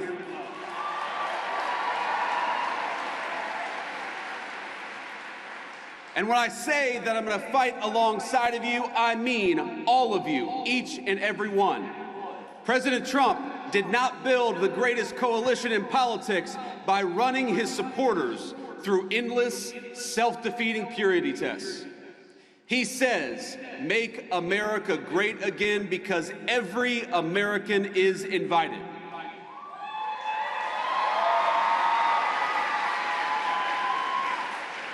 We don't care if you're white or black, rich or poor, young or old, rural or urban, controversial or a little bit boring, or somewhere in between.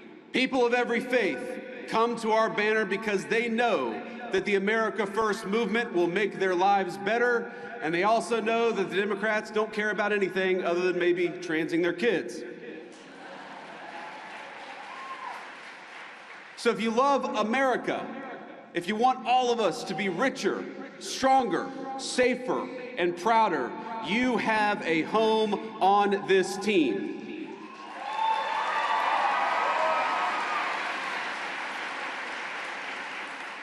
I didn't bring a list of conservatives to denounce or to deplatform, and I don't really care if some people out there, I'm sure we'll have the fake news media, denounce me after this speech. But let me just say, the best way to honor Charlie is that none of us here should be doing something after Charlie's death that he himself refused to do in life. He invited all of us here.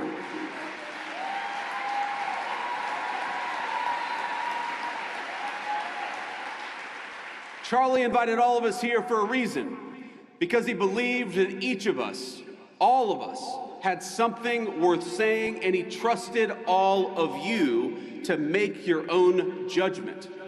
And we have far more important work to do than canceling each other. We have got to build, and President Donald Trump is a builder.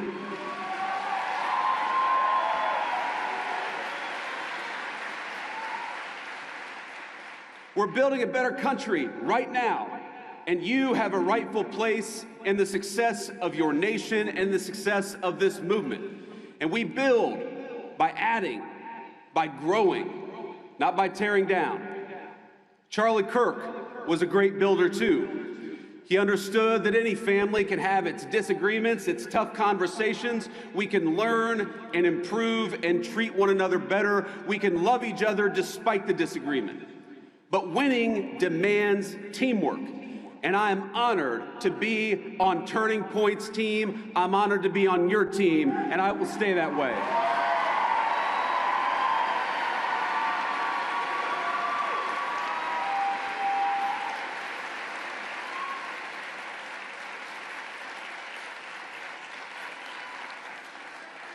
There's still so much important work to do, my friends. We're barely a year into this administration, not even a year into the administration. But I'm so proud of the accomplishments of the president and the entire administration. In just a year, we ended Joe Biden and Kamala Harris's border crisis.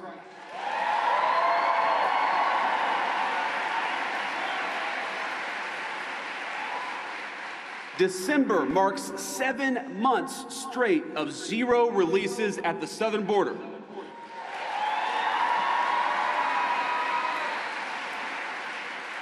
More than 2.5 million illegal immigrants have left the United States, the first time in over 50 years that we have had negative net migration, and it's just the start. When you restore sanity at the border, it shows up everywhere else. Rent prices are dropping 4 months in a row, and more native-born Americans are working than ever before. Kamala Harris opened the border and destroyed the economy. The Trump administration gave you net negative migration and much more job creation.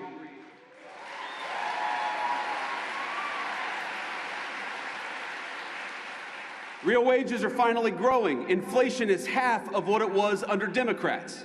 Gas prices are their lowest in years. And we have finally made it clear that in the United States, we believe in hard work and merit.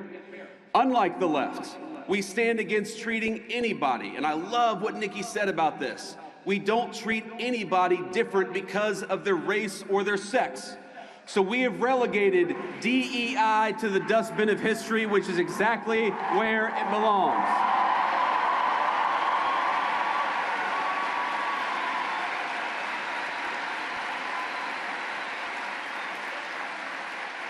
In the United States of America, you don't have to apologize for being white anymore.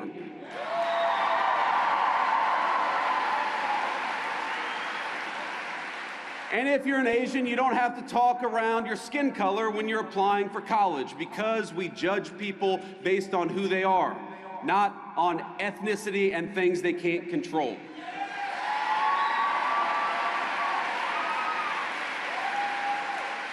We don't persecute you for being male, for being straight, for being gay, for being anything. The only thing that we demand is that you be a great American patriot, and if you're that, you are very much on our team.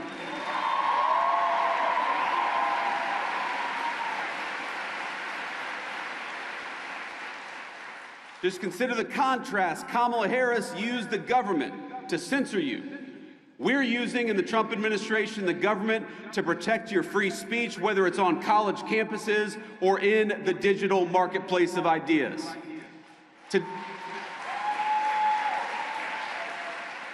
Today, our military is welcoming patriots instead of firing them for refusing to accept an unlawful vaccine mandate.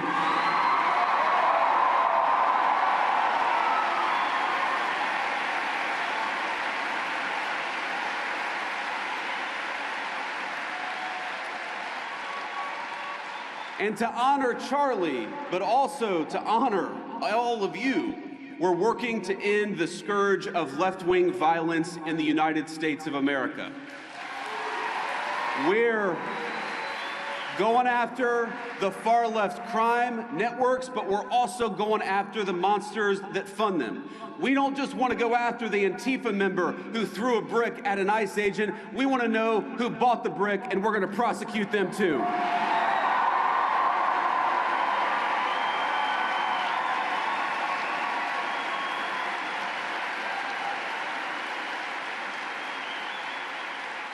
We're making America healthy again with our great HHS Secretary, Bobby Kennedy.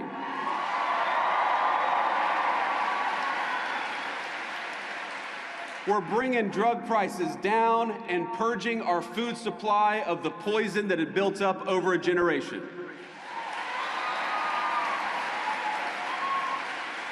But my friends, there is so much more to be done.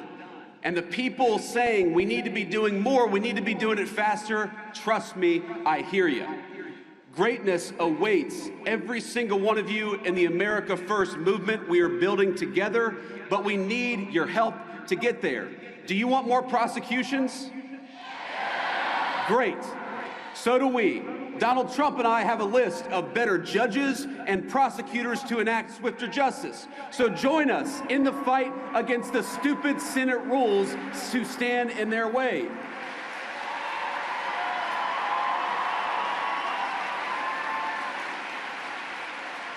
Do you want faster deportations? So go to ice.gov/join, because we're building an army of patriots and we need good people who care about the country to help us secure the border and do it even faster.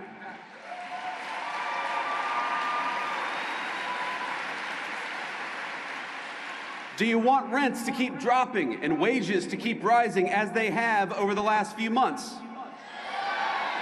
Then mobilize with us. Don't hand power back to the people who tanked the economy in the first place. Join the America First movement, and you will always have a place on our great team.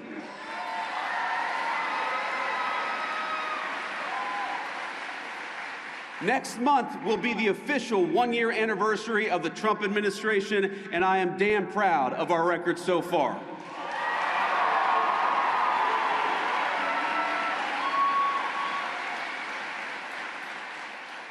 Now, the Democrats are already talking about 2028, and it looks like they're going to nominate a California liberal who's presided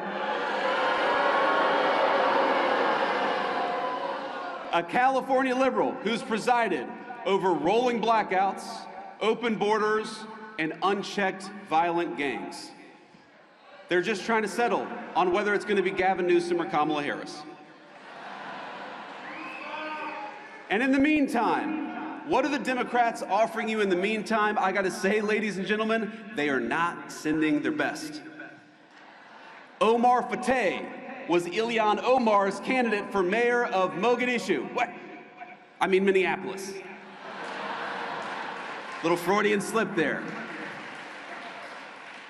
The candidate for Senate in Maine for the Democrats calls me a Nazi, which is rich coming from a guy who literally has a Nazi tattoo on his chest. And Jasmine Crockett. Oh, Jasmine Crockett. The record speaks for itself. She wants to be a senator, though her street girl persona is about as real as her nails.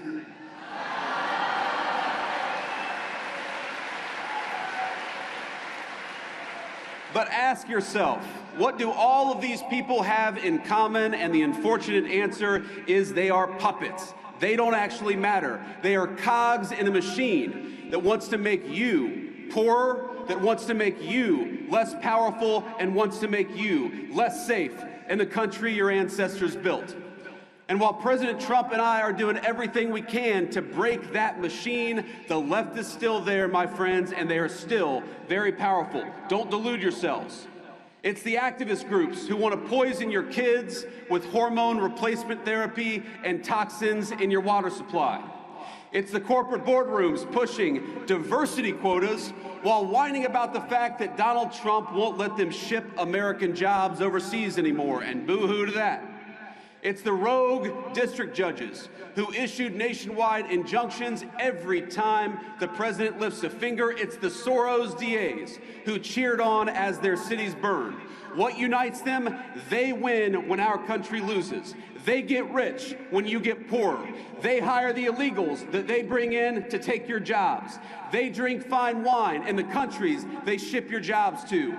They censor you because they'd rather destroy the Constitution than risk losing an argument. They bring in millions of voters because they know they can't win the argument with the people who are already here. And you know what else unites them? We are going to kick their ass next November and every year after that.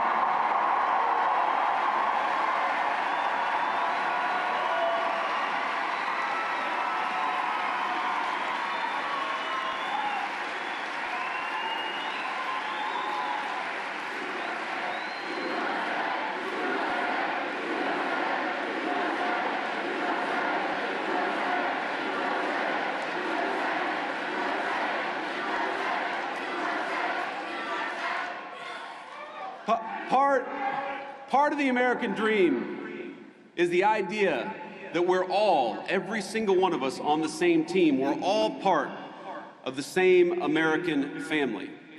If you want to destroy that, do what Democrats have done, not just for the last 5 years, but for the last 30 or 40. Make one race the enemy of another. Make one gender the enemy of the other. Make Americans suspect and despise each other instead of loving their shared country. When I think about some of the most impassioned debates happening in our country, the nature of citizenship, of what it means to be an American, it all speaks to an obvious truth. Americans are hungry for identity. We're hungry for belonging. We're hungry for a sense of our place in the world. And it's no surprise why. For many years, our fellow Americans have been dealing with a globalized economy that homogenized cultures and hollowed out our towns. Academics an activist pushing race and gender politics down everyone's throat 24/7. Big tech overlords using their internet platforms to censor stories that challenge the dominant far-left narrative in our country. More than any time I can recount, people are talking about American identity and figuring out what it is that unites us. But I want to say something here. The only thing that has truly served as an anchor of the United States of America is that we have been, and by the grace of God, we always will be, a Christian nation.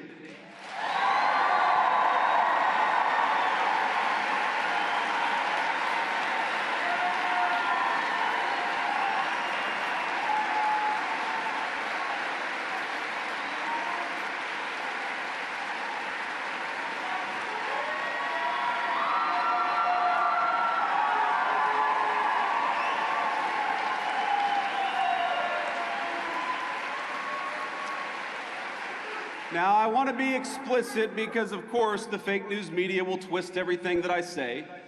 I'm not saying... Do you feel about them the same way I do? I'm not saying you have to be a Christian to be an American. I'm saying something simpler and truer. Christianity is America's creed. The shared moral language from the Revolution to the Civil War and beyond. Across that history, our country's major debates have always centered on how we could best as a people please God. That creed, think about it, that creed motivated our understanding of natural law and rights, our sense of duty to one's neighbor, the conviction that the strong must protect the weak, and the belief in individual conscience. Even our famously American idea of religious liberty is a Christian concept. Because we're all creatures of God, we must respect each individual's pathway to that God. But over the last 50 years, there has been a singular focus, a war that has been waged on Christians and Christianity in the United States of America.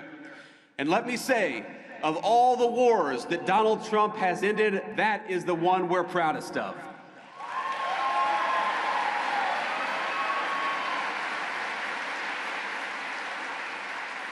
For decades, the left has labored to push Christianity out of national life. They've kicked it out of the schools, out of the workplace, out of the fundamental parts of the public square. Freedom of religion transformed into freedom from religion. And in a public square devoid of God, we got a vacuum. And the ideas that filled that void preyed on the very worst of human nature rather than uplifting it. They told us not that we were children of God, but children of this or that identity group. They replaced God's beautiful design for the family that men and women could rely on and turn to one another with the idea that men could turn into women so long as they brought the right bunch of pills from Big Pharma. They had all the religious fervor of a zealous convert without any of the grace or forgiveness of a true Christian. Scripture tells us, by your fruits ye shall know them. And we might ask, what are the fruits of these people and their principles? And the answer is a man named Tyler Robinson who killed my friend.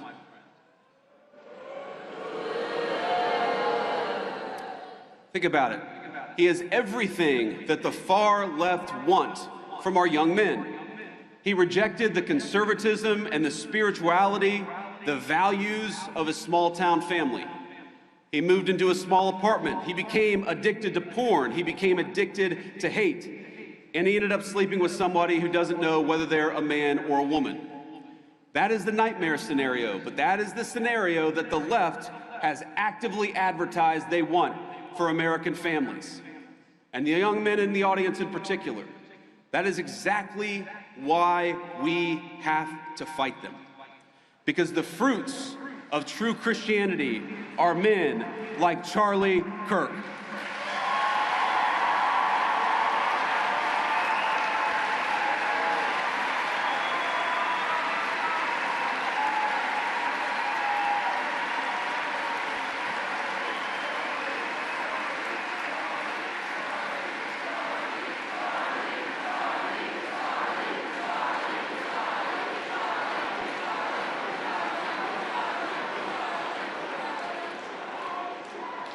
The fruits of true Christianity are good husbands, patient fathers, builders of great things, and slayers of dragons. And yes, men who are willing to die for a principle if that's what God asks them to do.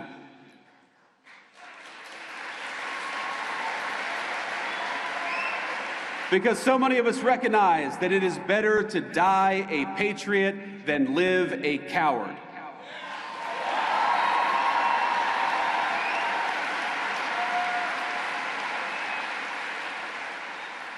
I'm going to tell you something I haven't talked about publicly before, but in the days after Charlie's death, I struggled a great deal.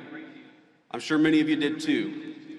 I remember watching every video of the assassination, looking for clues, trying to understand what happened. I tried to hide my friend and that terrible bullet hitting him, but I would try to look around.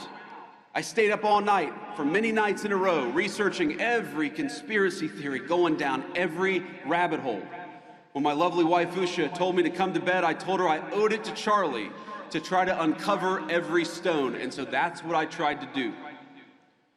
I remember I was consumed by this fear that Charlie's death wouldn't just deprive a family of their husband or of a good father, but that it would deny our movement of a great unifier of people and a great doer of great deeds. It's the only time I can remember my wife ever telling me that she was really worried about me.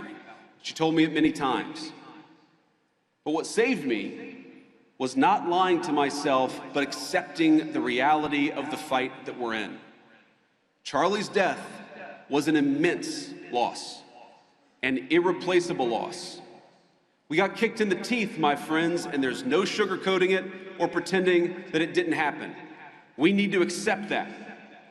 And what saved me was realizing that the story of the Christian faith, like the story of these United States of America, is one of immense loss followed by even bigger victory. It's a story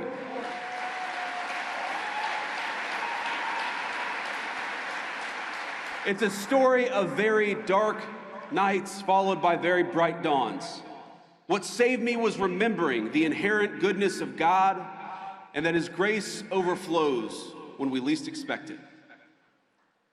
Not long ago, I spent time at a Christian men's ministry just a couple of weeks ago. And here's what they do. They take men who struggle with addiction or homelessness and they help them get back on their feet. They feed them, they clothe them, they give them shelter and financial advice. They live out the very best part of Christ's commission. Now afterwards, I had lunch with 4 of these men. It was a couple of white guys, a Hispanic guy, and a black man. They had all struggled in their unique ways. Some had lost contact with their family, some of them for a very long time. Others were desperate to rebuild relationships with their kids so that they could see them on Christmas. But all of them were back on their feet. And what saved them? It wasn't racial commonality or grievance. It wasn't some philosophical jargon. It wasn't a DEI prep course, and it wasn't a welfare check. It was the fact that a carpenter died 2,000 years ago and changed the world in the process.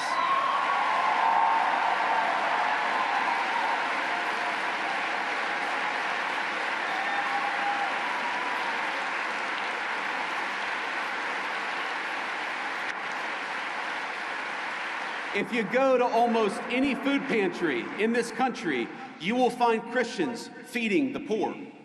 If you go to addicts whose families won't even speak to them, like my mom was at a certain point of her life, it's often the Christian ministries that stay with them at their very lowest moments. You'll find Christians sitting patiently beside hospice beds and in recovery rooms and in all the places of the world where people have given up on other people. And this is the moral truth we strive to center in our work in the Trump administration and in this great movement of ours. A true Christian politics, it cannot just be about the protection of the unborn or the promotion of the family, as important as those things absolutely are. It must be at the heart of our full understanding of government.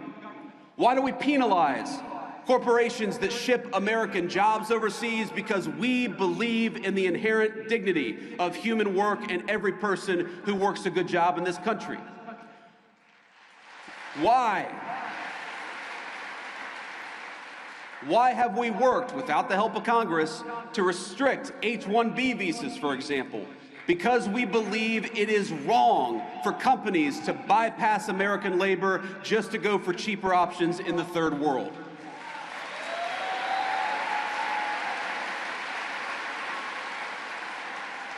We help older Americans in retirement, including by ending taxes on Social Security, because we believe in honoring your father and mother rather than shipping all of their money off to Ukraine.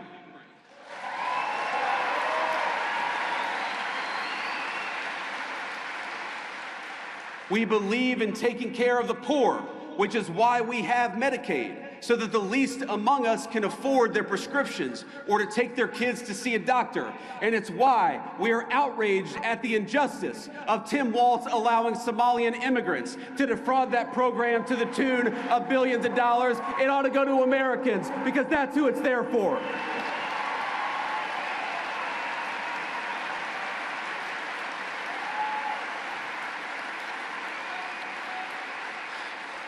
Now, I want to close, my friends, but I have heard you. I know that some of you are impatient at the pace of progress, and my response to that is good. Be impatient. Use that desire for justice for your country as fuel to get involved in this movement in a bigger and better and more powerful way. I know some of you are discouraged by the infighting over any number of issues. Don't be discouraged.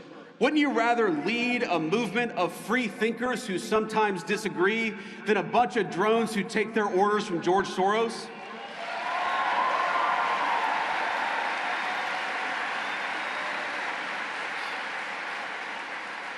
And I know many of you miss our dear friend Charlie Kirk. So do I. I miss his optimism. I miss his energy. I miss the phone calls where we'd strategize about how to get this or that GOP congressman to get off their ass and do something. But most of all, I miss Charlie's wisdom.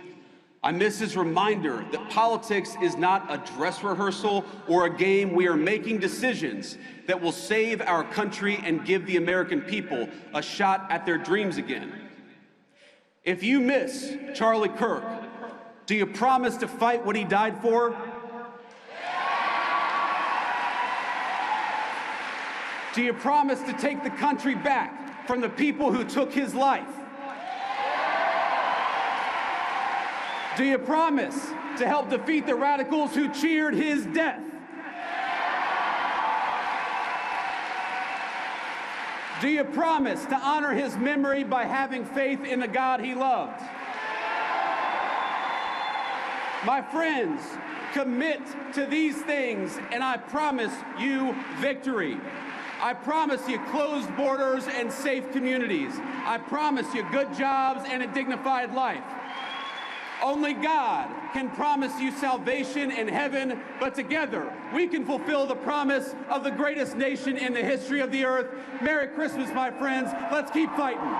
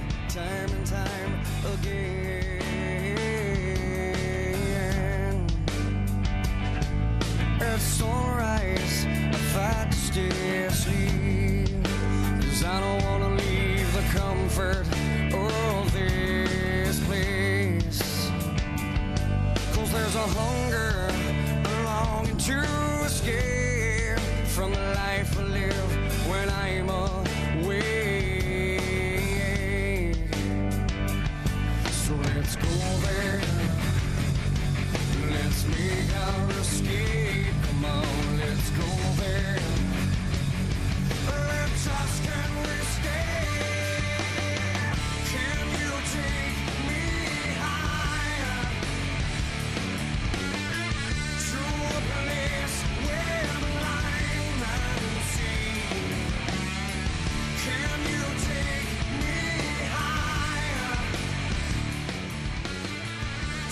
Thank you everyone for attending AmFest 2025. God bless all of you. Merry Christmas. We will see you in 2026. God bless you guys.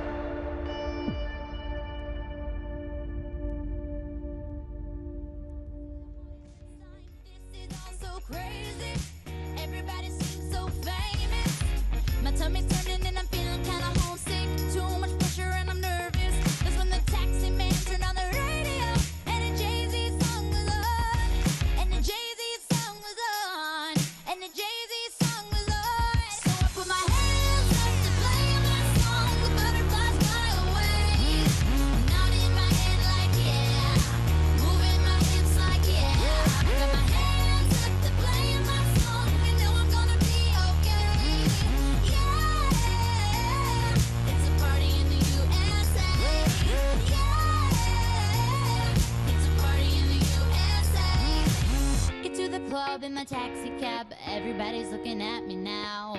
Like, who's that chick that's rocking kicks? She gotta be from out of town. So hard with my girl.